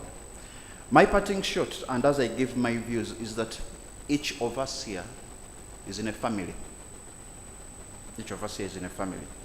Yes, a child finds himself in various spaces. We have spoken about the family, the community, the nation, the regional economic community, the continental community, the global spaces.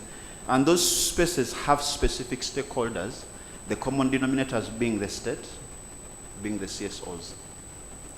In my view, we are a community of families in the various spaces that we find ourselves in, and we have not only specific, we have general and contextual obligations to prepare a meal or to prepare meals for our families. So, every family has an obligation to prepare a meal. It could be the CSO, it could be the state. You have an obligation to prepare a meal. You cannot prepare a meal if you don't have at least 3 stones. For those who grew up in the villages, that stone could be the committee, that stone could be the state, that stone could be the civil society organizations. At least 3. There could be other stones that you would add on to put the pot or put the saucepan. So, in preparing this meal, what is it that you are doing in your spaces to improve the promotion and protection of the rights of that child in your midst? It could be specific, it could be general, it could be contextual based on what you are doing. We had some charge in the morning when we started. Commissioner Mondo whispered to me and said, yes, the room is charged. I think those are very good conversations to have, provided we go beyond that space of being charged. That at the end of the day, we have specific initiatives that we put at the table that we can use to benefit children. Those are important conversations. We might at times not have all the answers, but those questions will always take us forward. Remember, let's keep the child at the center, and everything else should speak to the specifics of that child at the center. As mentioned before, Uganda is not short of legal, it's not short of policy, it's not short of administrative guidance. We have the constitution, we have the national policy, we have various normative frameworks. I urge us to translate those into action. As a committee, we have the reporting system where we have noticed that Uganda has reported not only to the Africa Children's Committee, not only to the CRC, but also to the Commission in Banjul. I would like to remind you that you have that moral voice on reporting, on setting the standard. Don't lose that moral voice. If you do, you will fail to prepare that specific meal, that general meal for the child. Yes, it's true. The issue of evidence remains very critical, but let it be from the perspective that it speaks to the child rights-based approach. At times when you engage the child rights-based approach, it's not about the numbers, it's not about the high statistics, but it's about the fact that what I'm doing is not helping the best interest of the child. What I'm doing seems to be discriminating this specific child. What I'm doing is not speaking to participation of this child. If we use that approach, then we are using statistics in a manner that helps us to give guidance on the challenges that we have. I reiterate the need to have disaggregation of the data. I'm happy to note that there are some conversations with police, with you, boss. I think those are conversations that should be continued, that at the next time we have engagements, we can report back on steps that we have taken to improve these conversations in a better perspective. With those few words, thank you very much for listening to me, and I hand over to the head of ceremony. Thank you so much, Professor. Let's give him flowers. I'm wondering, Dr. Caro, are you still online? We'll just want to give you 60 seconds to share your parting shots. Yes, I still am. Please, please. Yes, we can hear you. Please give us your parting shots. Yes, thank you very much. I would like to part with this statement for the people in the room who are working.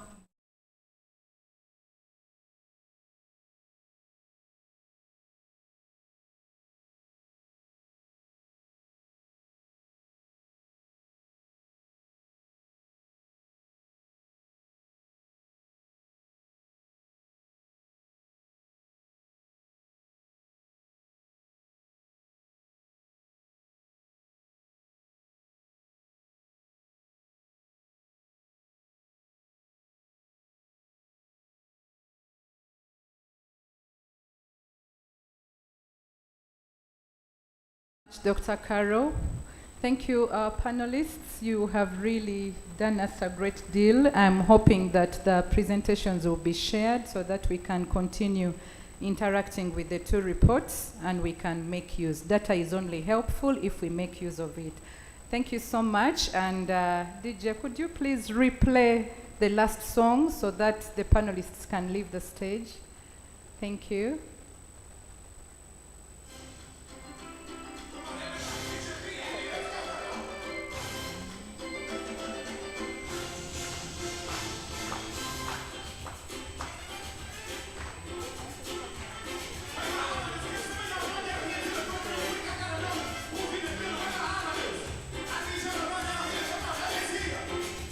All right.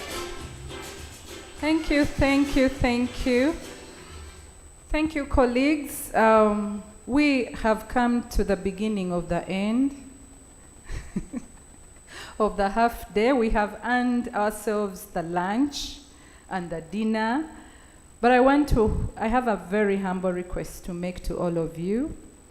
We have one session, a very interesting one, self-care. Those who participated yesterday know the practical bit. We wanted to do the non-practical bit, the theory bit of self-care. Self-care is something that is very important to all of us, especially when we are working on issues that sometimes are depressing. When you keep hearing the stories of violations of children's rights, when you see the stories of child labor, like a lot of things that we talk about and a lot of work that we do can be depressing, and we need to keep refreshing as individuals because you can't pour from an empty cup. So I would like to request you or to ask of you, do you prefer that we finish the session and break off once, or you want to go for lunch and come back? Because it will be the only thing bringing us back. Lunch and come back. How many vote for lunch first? How many want to stay and finish the session first?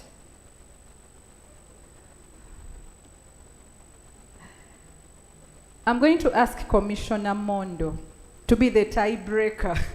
We have almost equal number of hands. The session will take 20 minutes, but if people are really hungry, we need to let them go and eat. But if we can finish the session, well and good. But it's the only session left. Sorry? Okay. He says, let's do the 20 minutes and then we break once. Okay, since we gave him that power, I would like to ask, since it's self-care, DJ, give us one number as Yvonne comes forward with a vibe for self-care, and let's do the session together. Let's give it up for Yvonne.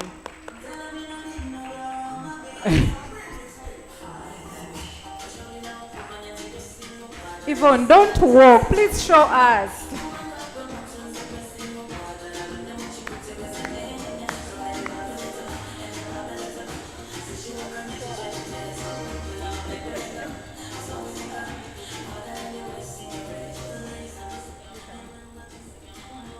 Thank you so much, Hope, and thank you, everyone.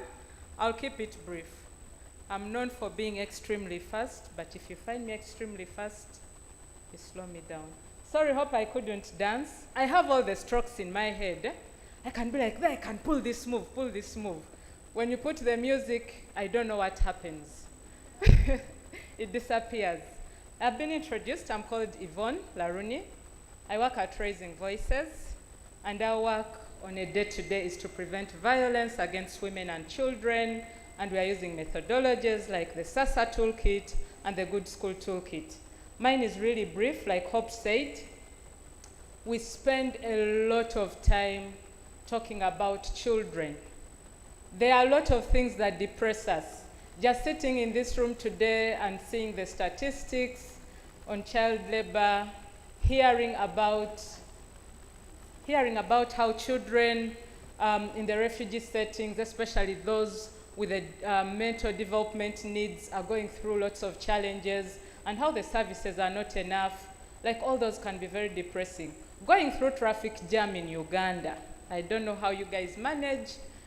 You know you're here on this pothole, there's somebody passing with cows, there's a boda who wants to squeeze in. By the time you go to work, you're really not okay. And so we want to use this time to just talk about how we are taking care of ourselves. It's very important that we pay attention to how we take care of ourselves, because we can only help children and only be productive if we ourselves are at a good place. So we'll start a little bit with what the self-care is. What does it mean? I know I would have made this session very engaging and would have had people respond, but in the interest of time, I'm really going to wrap through.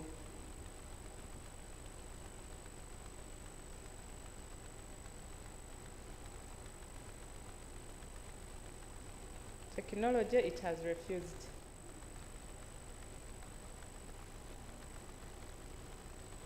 Okay, so self-care is basically taking care of our physical, emotional, our mind, and our spirit. We recognize that we have needs, and so it's important for us to take care of those needs. It's not a one-time thing. I'm told yesterday we all enjoyed the Zumba. How many of us enjoyed the Zumba yesterday evening? If you didn't enjoy, too bad, you missed. But some of us might be feeling like the Zumba I did yesterday is enough to take me through the year. We need to know that self-care is a routine. It's a culture. It's something that we infuse into our day-to-day lives.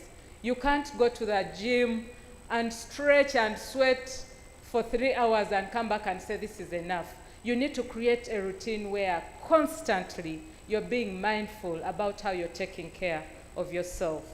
The other thing also is that self-care also means taking time just to be.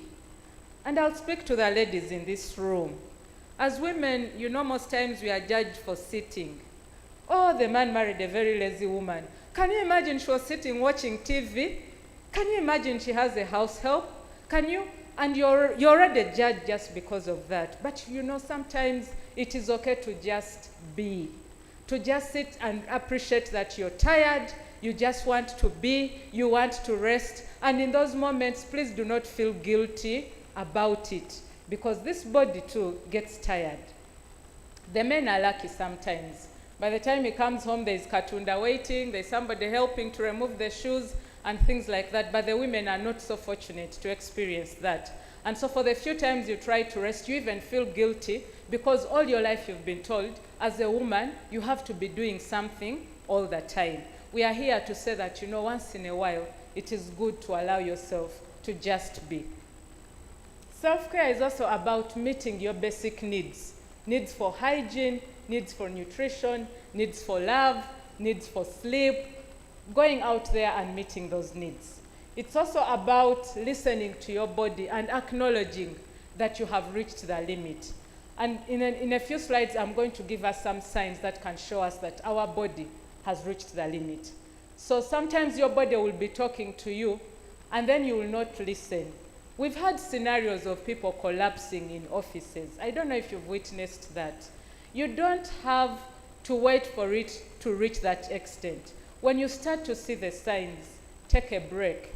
Some of you do not even take leave. You're in this room, we are in December, you reported to work on the 3rd of January, some of you reported on the 2nd of January. To this day, you have not taken a single day of annual leave. And you're in this room.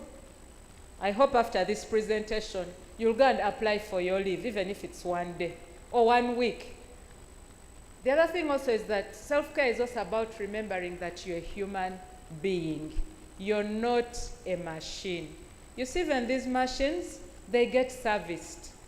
Sometimes you go to the ATM and you find a very big notice telling you the machine is out of service, it is going to be worked on, and blah, blah, blah, blah. So if a machine can get service, it doesn't have blood, it doesn't have emotions, it doesn't have, you know, how about you, a human being? It's about accepting that you're human and that at some point you're going to need to rest. Is self-care important? What do you think? Yes or no? Yes. Why is self-care important? I'll start with a quote. Self-care is giving the world the best of you, not what is left of you. When you work so hard and never get time to rest, you're giving us what is left of you because you'll be so tired and you cannot really be productive. But when you take time to really take care of yourself, you'll give out the best. We'll help these children with a lot of passion because we know that we are coming from a very good place. Self-care is important because our bodies take care of us and help us experience life. Therefore, we need to take care of these bodies.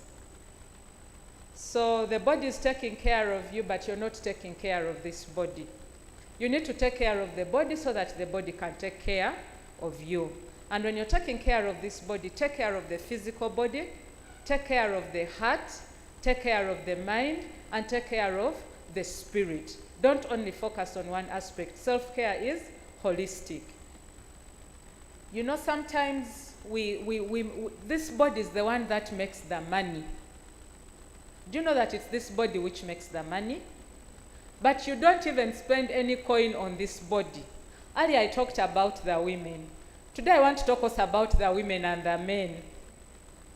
A man has a family. Somebody said we can have, what are they called? Haki number 1, haki number 2. These days even the pastors also have hakis. I don't know what you call that in Christianity. But there are 4, 5, they are there. By the time your salary comes, it is stretched thin. You have nothing left. So you find the guy wearing the same shirt day in, day out. Sometimes the chitoji is really communicating that I need a break. He takes off the shoes, the socks are also yawning. But this is the person and this is the body making the money. Even with all those responsibilities, I want to encourage the people in this room, give some portion of it to yourself. You see, when God is not taking everything for the Christians. But why would you allow people to take everything and you're not left with anything, and yet you're the one making the money? Even if it is 5% of your salary, and say, this one, I know there is school fees, I know Mama Junior needs money for hair, I know I need to pay for this, I need to pay for that, but this, let it be my money. And do something for yourself. Please learn to reward yourself. If it's the food that is making you happy, go to KFC and knock yourself out. If it's the gadget, some of you like the latest phones, do something to reward the body that makes the money. Somebody was telling me she used to work in a newsroom and said on the days that they were paid salary, they would just say her finance has coughed. And the entire afternoon office would be empty. And where would people be? People would be at the canteen, others have gone to town shopping, others like they are rewarding themselves. Because you know in a short while, all that money is going to go to everyone else except you. So it's very important that we learn to reward the body that makes the money. Take care of it and motivate yourself. That is one way you kind of motivate yourself to keep working. Otherwise, when you don't see where the money goes, you'll feel very bogged down. The other thing also is that self-care helps us to manage our everyday challenges. Sometimes those challenges may never go away. There are challenges we deal with on a daily that will never go away. I've been working in this field of violence prevention for close to about 12 years now. And sometimes, honestly, I go home and I feel like, am I really doing the right thing? Maybe I should do something like scholarships where I see the girls graduate. Maybe that will be rewarding. But even the girls dealing with scholarships also have their own issues. It can be very bogging when you think you're doing something and instead the reports indicate otherwise. But you know, some of those challenges may never go away, but when we take care of ourselves, we re-energize and get the strength to move on and continue doing this work with the passion that it deserves. Self-care also helps us manage our emotions. We stay happy. Some of you, I don't know if you've experienced instances where you go to talk to somebody and they are snapping at you. You know, you've done nothing to them, but they are snapping. It has nothing to do with you. It's because somebody somewhere is not managing their emotions. Even me, I feel that when I exercise self-care, there are things I could let go easily. But when I don't exercise, I feel like everything has to be a fight.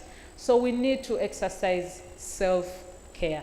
And then we can better support others, the people we love and the people we care about, if we are taking care of ourselves. I think Hope hinted on that, but I also hinted on that earlier.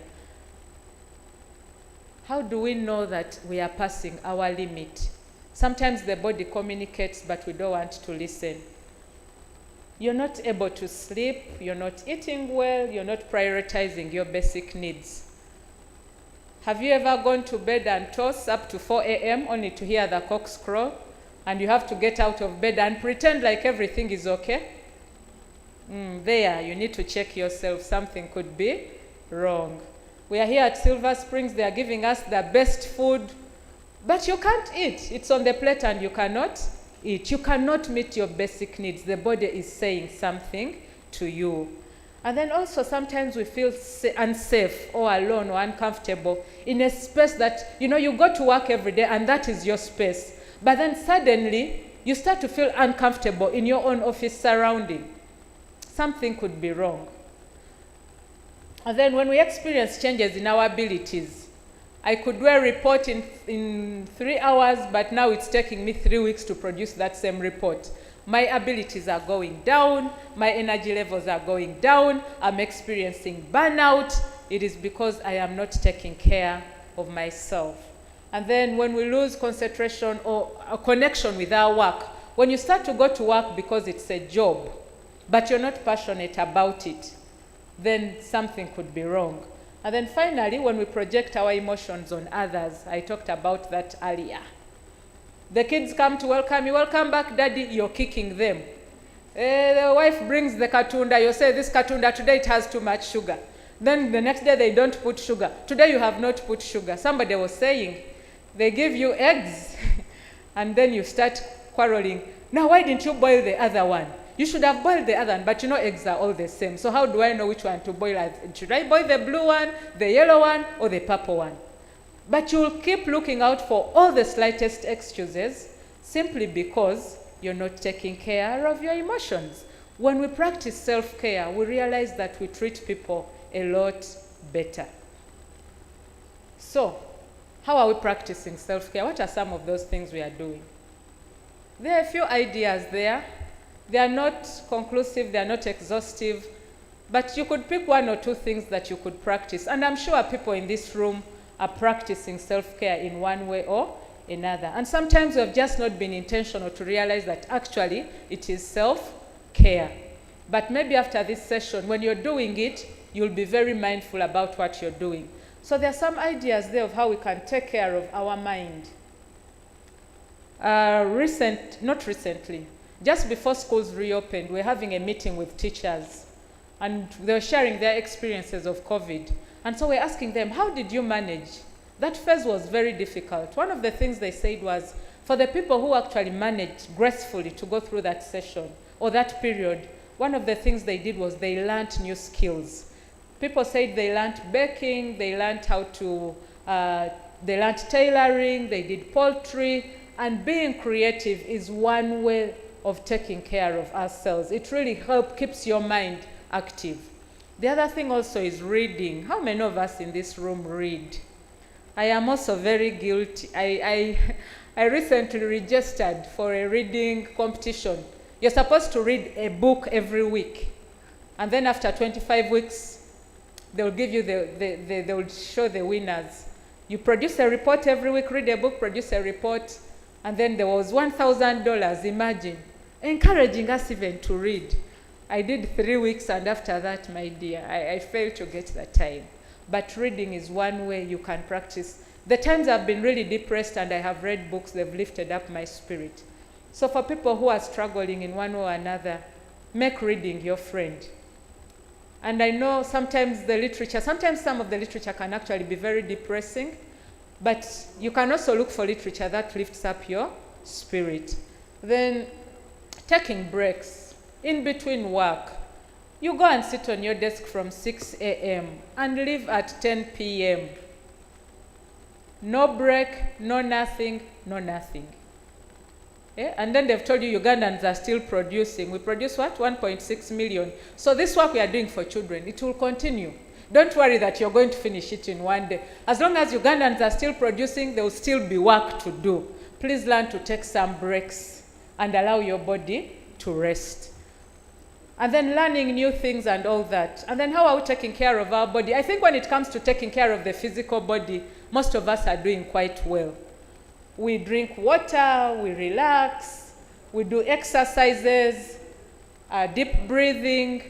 I know, for example, things like breathing, there are skills around breathing. You don't just go and I have done it. They will even tell you, now can you start listening to yourself as you breathe? Can you be very mindful about how you're breathing? Can you now start to notice the movements that are going on in your body?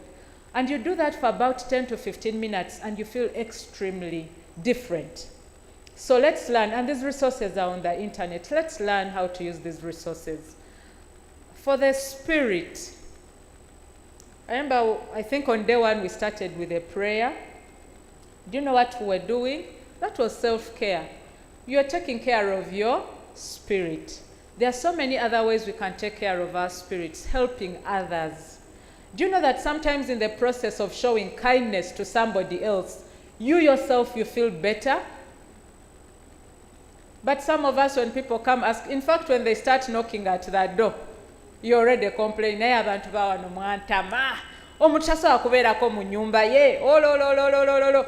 you quarrel. But you know, once in a while, even if it's just, you know, there's heavy traffic and you stop your vehicle to allow children cross the road, or to allow a lady cross the road, or to allow a hawker who has poured their things, pick them up. Try it out. Somebody's saying, oh, allow the gentleman cross the road. Gentlemen usually are faster. Eh? But there are these ladies with kids here, there, they are carrying all these things on their head. Even if you just stopped for just 3 seconds or 5 seconds to allow them cross, trust me, you're going to feel very different about yourself. When we exercise kindness, you're not only helping another person, but also you're helping your own self uplift your spirit. And then nature. Nature, whether, when my mom got COVID, when she recovered from it, she was in ICU for some time, but when she recovered, one of the things she was told was to just walk barefoot and allow her feet to feel the ground. Now, when I tell people, take off your shoes, not here there are carpets, you'll not feel anything. But in the morning, allow your feet to experience that morning dew, or allow yourself to walk on a place that has those little stones. I am not a doctor, But if there's any doctor in this room, the medical doctors, if there's any medical doctor in this room, they will really confirm that there is something that nature does to their body. So let's allow ourselves experience nature, whether it's the green, whether it's the sight of the sunset, whether it's the smell of a rose flower. It makes a very big difference to how you'll be feeling that day. I know some of you are saying, this woman, and those things are for whites. She doesn't know. No, they are for us as well. You just go and put your feet in water for a while, whether it's a river or a lake, and tell me how you'll feel after that. And sometimes, that's why you find people who garden, they are healthier than us because they are experiencing nature a lot more than us. Then the other thing also is meditation. Like I talked about breathing, meditation is also a skill. Once you have done your day and gone back home, give yourself some time for meditation. Or you can choose to do it in the morning before you hit the road. I keep telling people, when I leave work, the first place I go to is my bedroom. And I allow myself to have my me time. And I unwind everything that I have been through that day. Then that is now what helps me to come back and reconnect with myself as a mother or as a partner or as a daughter, after I have taken off the employee hat. But some of us in this room, especially the ladies again, the moment you reach the door, you start taking off the shoes even before you reach the door. Then you throw your handbag somewhere. Then you're running to the kitchen. And then you're serving. By the time you go to bed, it's midnight. And then you have to make sure all the lights are out, everyone is tucked in, everyone is in their net. And then just as you're putting down your head, the mister is also coughing and he's saying, I'm also here, I'm waiting. You know? And then at 4 a.m. you're up and things like that. So you need to also create some time where it is just you and allow yourself to be. Even if it is 5 minutes, it makes a whole big difference. I noticed when I don't do that, I am not a good mother. I will snap, I'll do all those things. But when I do that, then I can support the children better. And then dancing, we know what dancing does. We know what music does to the spirit. Yeah? That is why Christians have all the hymn books and all the things. Others have added in flavors. Why? Because music takes you to a completely different place. I have a cousin who used to say, you give me that music which can do my heart, doof, doof, doof. Eh? But it takes my heart here and brings my heart here, and then I relax. So music does something. Listen to music. The only problem is some of us, the songs we are listening to also. Say, you know me, city a danger. Yeah? Omuzimu gwa nancha. By the end of that day, you've done yourself more harm. But you need to really create playlists and create time where you listen to music, because there's something music does to the spirit. And also prayer. When we were talking to children after COVID, we did a survey on adolescents' experiences of mental health during the COVID period. And we're asking them one of the ways they were coping. And some of the ways they said they were coping was by prayer. So if you have a higher being you believe in, take off some time to pray. Prayer is also one way you can kind of entrust somebody to take charge of those challenges which you're not able to handle. And then for the heart basically is the heart. How are we taking care of this heart? And then laughter. Some people go through a day without laughing. Other people go through a day without hugging. I'm going to implore all of you who are in this room, please do not leave this symposium without getting a hug. It doesn't matter who you get it from, but hugs are very healthy. In our African setting or in our African context, we are not used to things like that. But there is a lot of healing when it comes to the physical touch. And I remember a study I was reading about where they were sharing about people who, it was for people who were really sick. They were in ICU. But they recognized that those who had a lot more physical touch, especially from their bedside nurses, just, like touching them, a part or something, they recovered a lot faster than those who did not have anything at all. Even when you go home today, make sure you hug your family members, hug the people at home, hug the people that you care about, cuddle with them, give your children those good hugs and reassure them that, you know, life is good, even when it's not good. That is one way you can take care of yourself, but also take care of them. And then interacting with friends. I hope when you leave here today, you've made some connections and you have some new friends you're going to meet. There are lots of other things we can do, taking care of our thoughts. Some people are in this room, but they are constantly having negative thoughts. You know, you wake up and it's all negative and negative. I accept. Sometimes when you go to social media, you hear things like, let the last person switch off the lights, Uganda Gany, you know? Because there could be one or two things that could be depressing. But even amidst all that, we need to be very careful about what we let inside our thoughts. When you exercise positive thoughts, then you're going to have positive feelings and you're going to take positive actions most of the time. When you allow negative thoughts all the time to eat you up, then you're going to have negative emotions, and then you're going to find that you're taking negative actions most of the time.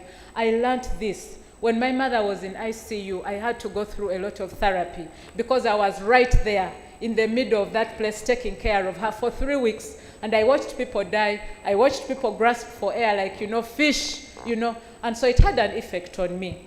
And so I had to go for therapy. And one of the things I was taught was to challenge negative thoughts. When I learned how to challenge negative thoughts, it made a difference in my life. So even when those negative thoughts come, sometimes you can go through like something and you feel like, oh my God, you know, there's going to be things about climate change. Every time I think about climate change, I get so worried. But I'll find a way of bringing myself back and saying, maybe there's still hope. It is not as bad after all. If we do 1, 2, 3 things, we can redeem this period. So let us learn how to challenge negative thoughts and allow ourselves to dwell more on the positive thoughts. And there are so many other things as well that we could think about. I'm coming to an end, but I cannot close without talking about collective care. Self-care is one thing. You can be very good at self-care, but if people around you are not practicing self-care, then they'll pull you down. We need to come to a place where we're also practicing communal care. And briefly, I'm going to share some ways that we are doing it as Raising Voices. But collective care is basically about holding ourselves accountable to our well-being. It's about supporting each other. It's about us doing it as a team rather than people doing it as individuals. Collective care is about seeing a shared responsibility in caring for each other. It's about creating and nurturing a healing organization. I'm going to talk about that briefly as I wind up. And then it's about us being proactive and not reactive. Don't wait for things to happen. In this room, we have heads of programs. We have EDs. We have people who are charged with the welfare of others. But sometimes we wait for things to happen, and then you're now coming in to respond. But like they keep saying, prevention is better than cure. So let's be proactive when it comes to collective care. What is your organization doing? So we said earlier that here we've come to share best practices, we've come to learn from each other. So this space is for us to learn. I'm going to share a few ideas. Probably your organization could be doing more. I'm going to share a few ideas of how we are doing it at Raising Voices. Some of you could pick a leaf or two. Some of you could be doing more that you could also share with us. And over lunch, I'm hoping that these are conversations we can continue picking on. One of them is we create space for self and collective care reflections. We usually have what we call the Monday check-ins. They are bi-monthly.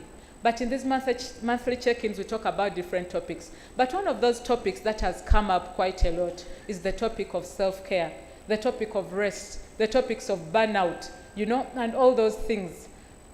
But, you know, these are things that I learned when I joined Raising Voices, because there is space for us to start talking about these things. The other thing we are doing is there's provision of support for staff going through difficult times. When staff are sick, there is a health package that is given to them to help them recover a lot faster. Away from the medical insurance, something is brought right up to your home to let you know that the organization is thinking about you. Then therapy. We have counseling services. There are people who provide counseling services who are there on retainer. And the only thing that a staff has to do is write to the HR and say, I need to talk to a counselor. And that is it.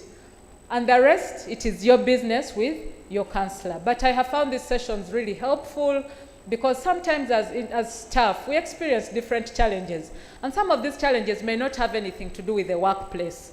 But you know, because you've carried it from home and brought it to the workplace, it's going to affect how you work. The other thing also that we have is that we infuse self-care in our activities, our meetings and trainings. So that Zumba that you did yesterday is something that we make sure every time we have a convening, a symposium, a summit, for as long as Raising Voices is part of the organizing committee, we shall ensure that there is an activity on self-care. When you come to our training venues, we do not sit like this. We sit in such a way that we create space for somebody who wants to lie down, somebody who wants to sit on a mat. If you want 5 pillows at your back, for as long as that will help you concentrate. Those are some of the things we do. So we infuse it in our trainings and in our processes. Then we help staff understand. The organization helps staff understand that, first of all, they are individuals before they are employees. And to the managers and to the decision makers in this room, I also hope that is something you can take. Prioritize staff well-being. Sometimes we are so driven by the results that even when somebody is telling you, I have a sick child, I have not slept for the last 5 nights, you're saying, you first bring my report, then you go and take care of that sick child. But this is a human being first before they are employees. And I keep sharing a story of when I had a very sick child. My last born was always sick, and I was always in hospital. We're always on oxygen. At some point, we're even in theater. And I used to miss work quite a lot. Of course, whenever I would get time to do it, I would really do a lot to cover up for the time I missed. And one time the ED called me and said, you know what? We believe in your potential and we believe in everything you can do. But we see that this is really taking a toll on you. Is it okay for us to get you a nurse? Actually, they told me, get a nurse of your choice and the organization will pay, such that you can be there with a nurse and together you're looking at, you're kind of sharing the burden of taking care of this child. Hope herself, she has not told you her story, but when she was joining, she had not a sick child, she had a very little baby. The baby was a few months old and he had been a premature. And so in the middle of the interview, they called her, she came with the baby and the baby was waiting in the car. And so, of course, you know, I'm in an interview, I need to keep my job, munange. So she didn't tell people she had come with a baby. But the phone kept ringing until she just had to say, you know what, I've come with a baby. And everyone was like, what? You didn't tell us. First go and attend to the baby. You know, you go breastfeed the baby. They gave her some time to go attend to the baby, then come back. And even when she came back, they kept asking, are you okay? Do you need some time before you recover and we continue with the interview? And even when she got the job, she could not join immediately because they told her, first complete your maternity leave. And then when you finish, you will join. But that is an organization that is looking at staff as individuals, as human beings, before you're looking at them as employees. That is what collective care means. Thank you. Sorry, there are a few things I had left out. Let me just read them. You may not have to bring it back.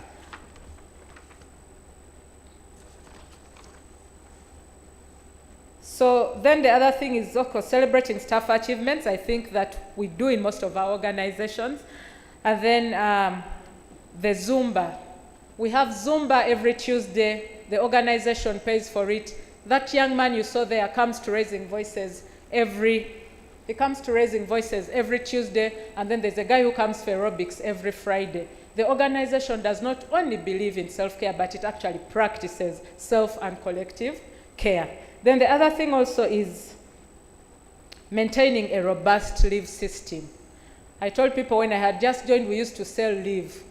And there's a time I got 700,000 and I was so happy. So you plan not to take leave so that at the end of the year you find all excuses to get the money. But the organization realized, you know what, we cannot sacrifice staff well-being.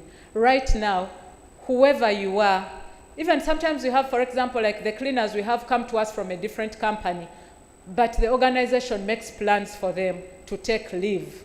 They are not part of Raising Voices. They've been brought by a different company that has been hired by Raising Voices, but Raising Voices makes arrangements for these people to take leave. And right now, everyone must, it is a must. And at the beginning of the year, we fill in a leave plan that shows how you're going to take leave.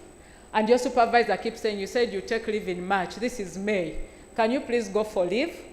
And so those are some of the things that we are doing, and a lot more. We have the flexi time that allows people to handle day-to-day challenges within working hours and pay for it later. We have the work from home. Once every week, there's a team that works from home to allow themselves rest from the stress and the traffic jam and all those things.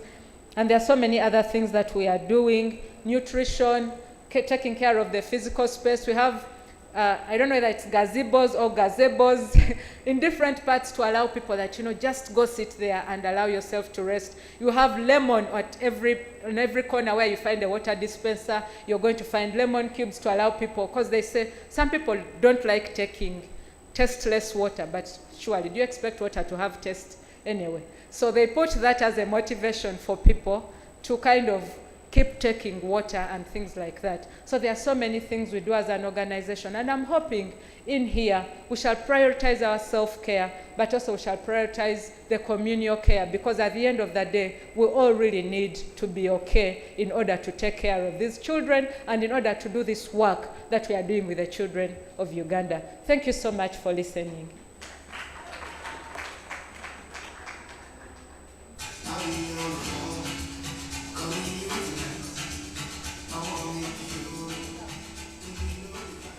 Thank you so much, Yvonne. I hope your 20 minutes were worth the wait.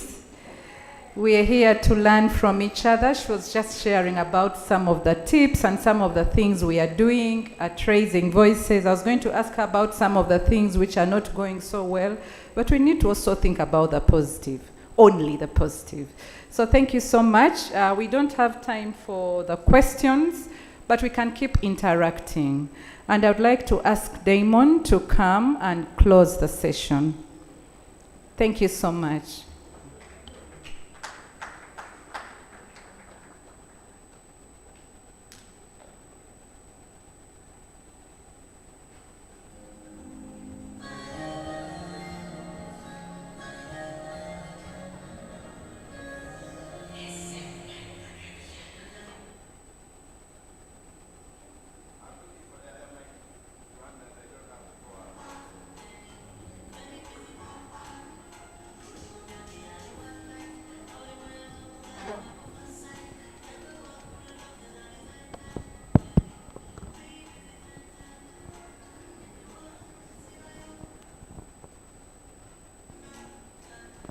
Thank you very much. Let's appreciate Hope for leading us through this session.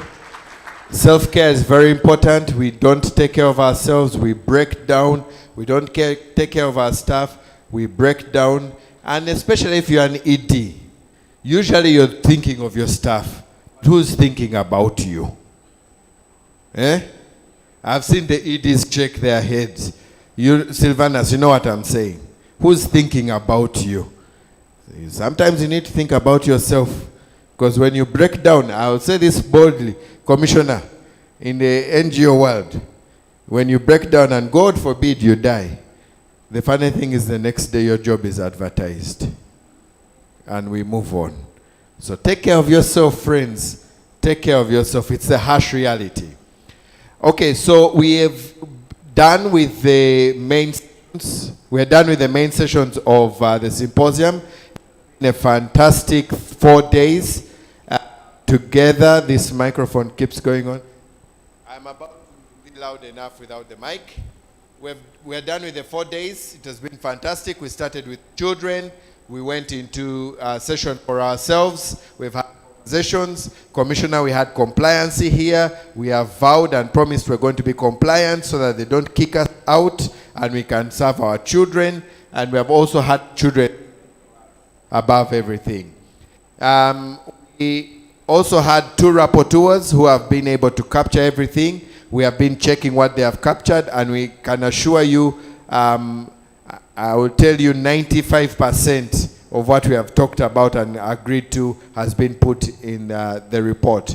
We will share this report to all of us because we are members of the network. We will share, and just to let you know, whatever has been discussed has been captured.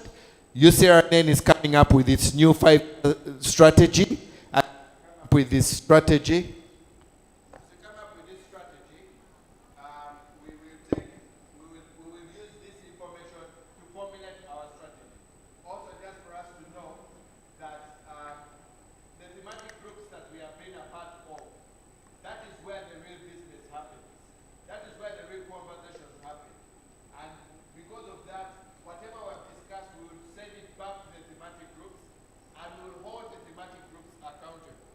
We'll hold the thematic groups accountable and ask the thematic groups to make sure that whatever has been discussed has been done. So nothing that we have discussed is going to fall through the cracks. We are going to ensure we follow it up, and when we come back 2 years from now, we shall be able to give accountability. Not me. We shall be able to give accountability to each other what we have been able to do and how far we have progressed on promoting and protecting the rights of children. Thank you very much, ladies and gentlemen. I see my big brother and grandchild. There is something that Yvonne instructed us to do. Can we stand up and you each hug 1 or 2 people? Because I think that's one of the easiest. Yvonne, can you step forward? I want to hug Yvonne. And I want to, where is she? Please stand up and hug. That's one of the instructions you are given. Who are you hugging?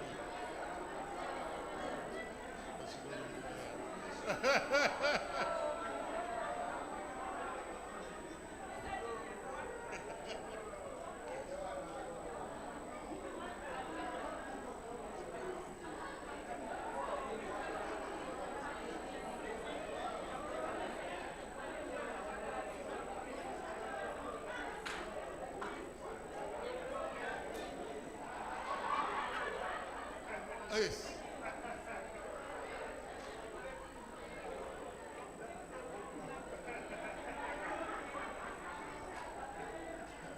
If you have not hugged anybody, put up your hand. Okay.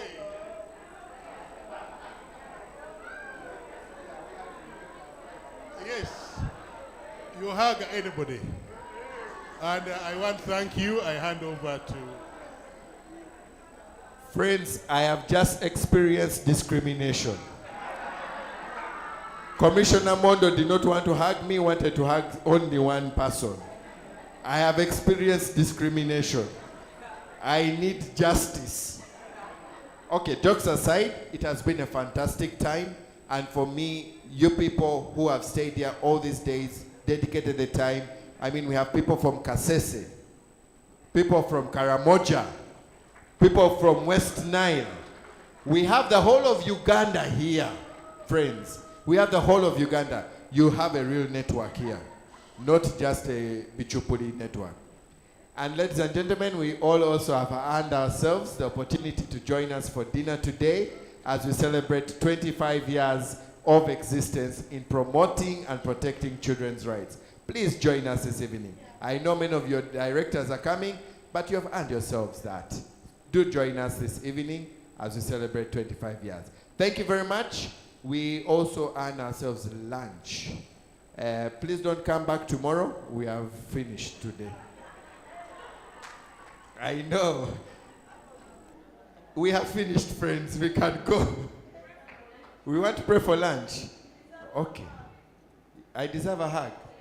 I was already discriminated. It is now traumatic. Patricia, you want to pray? Okay. Our employer is going to pray for us. Let's humble ourselves for the word of God. Dear Heavenly Father, we thank you for this lunch that we are going to take. We pray that you bless it, and we thank all the people who have spent their time to work on our issues as children. May you please bless us and bless all of the children in the country and in the whole world. In Jesus' name I have prayed. Amen. Amen. Hope. Did you realize that some people dressed in some things here? Eh? First talk to us. You're very smart. Good afternoon, everyone. My name is Muchurezi Melfat, Miss Teen Ecotourism World Uganda, and I'm here with my National Director, Miss Mercy. I think she can say hi. And she has another pageant, Miss Global Mother. I think she can also say hi. It has been an honor to be here, and I've really loved this session. Thank you. Miss Teen Echo. Okay. No, we shall not have Miss UCRN and don't start conversing. Let's go for lunch. We already have the coupons. Please feel free to have lunch. And let's continue to have a good interaction. Dinner is here and it will start at 5. Please come early. We're expecting the first Deputy Prime Minister and Minister for East Africa to be our guest of honor. Fingers crossed.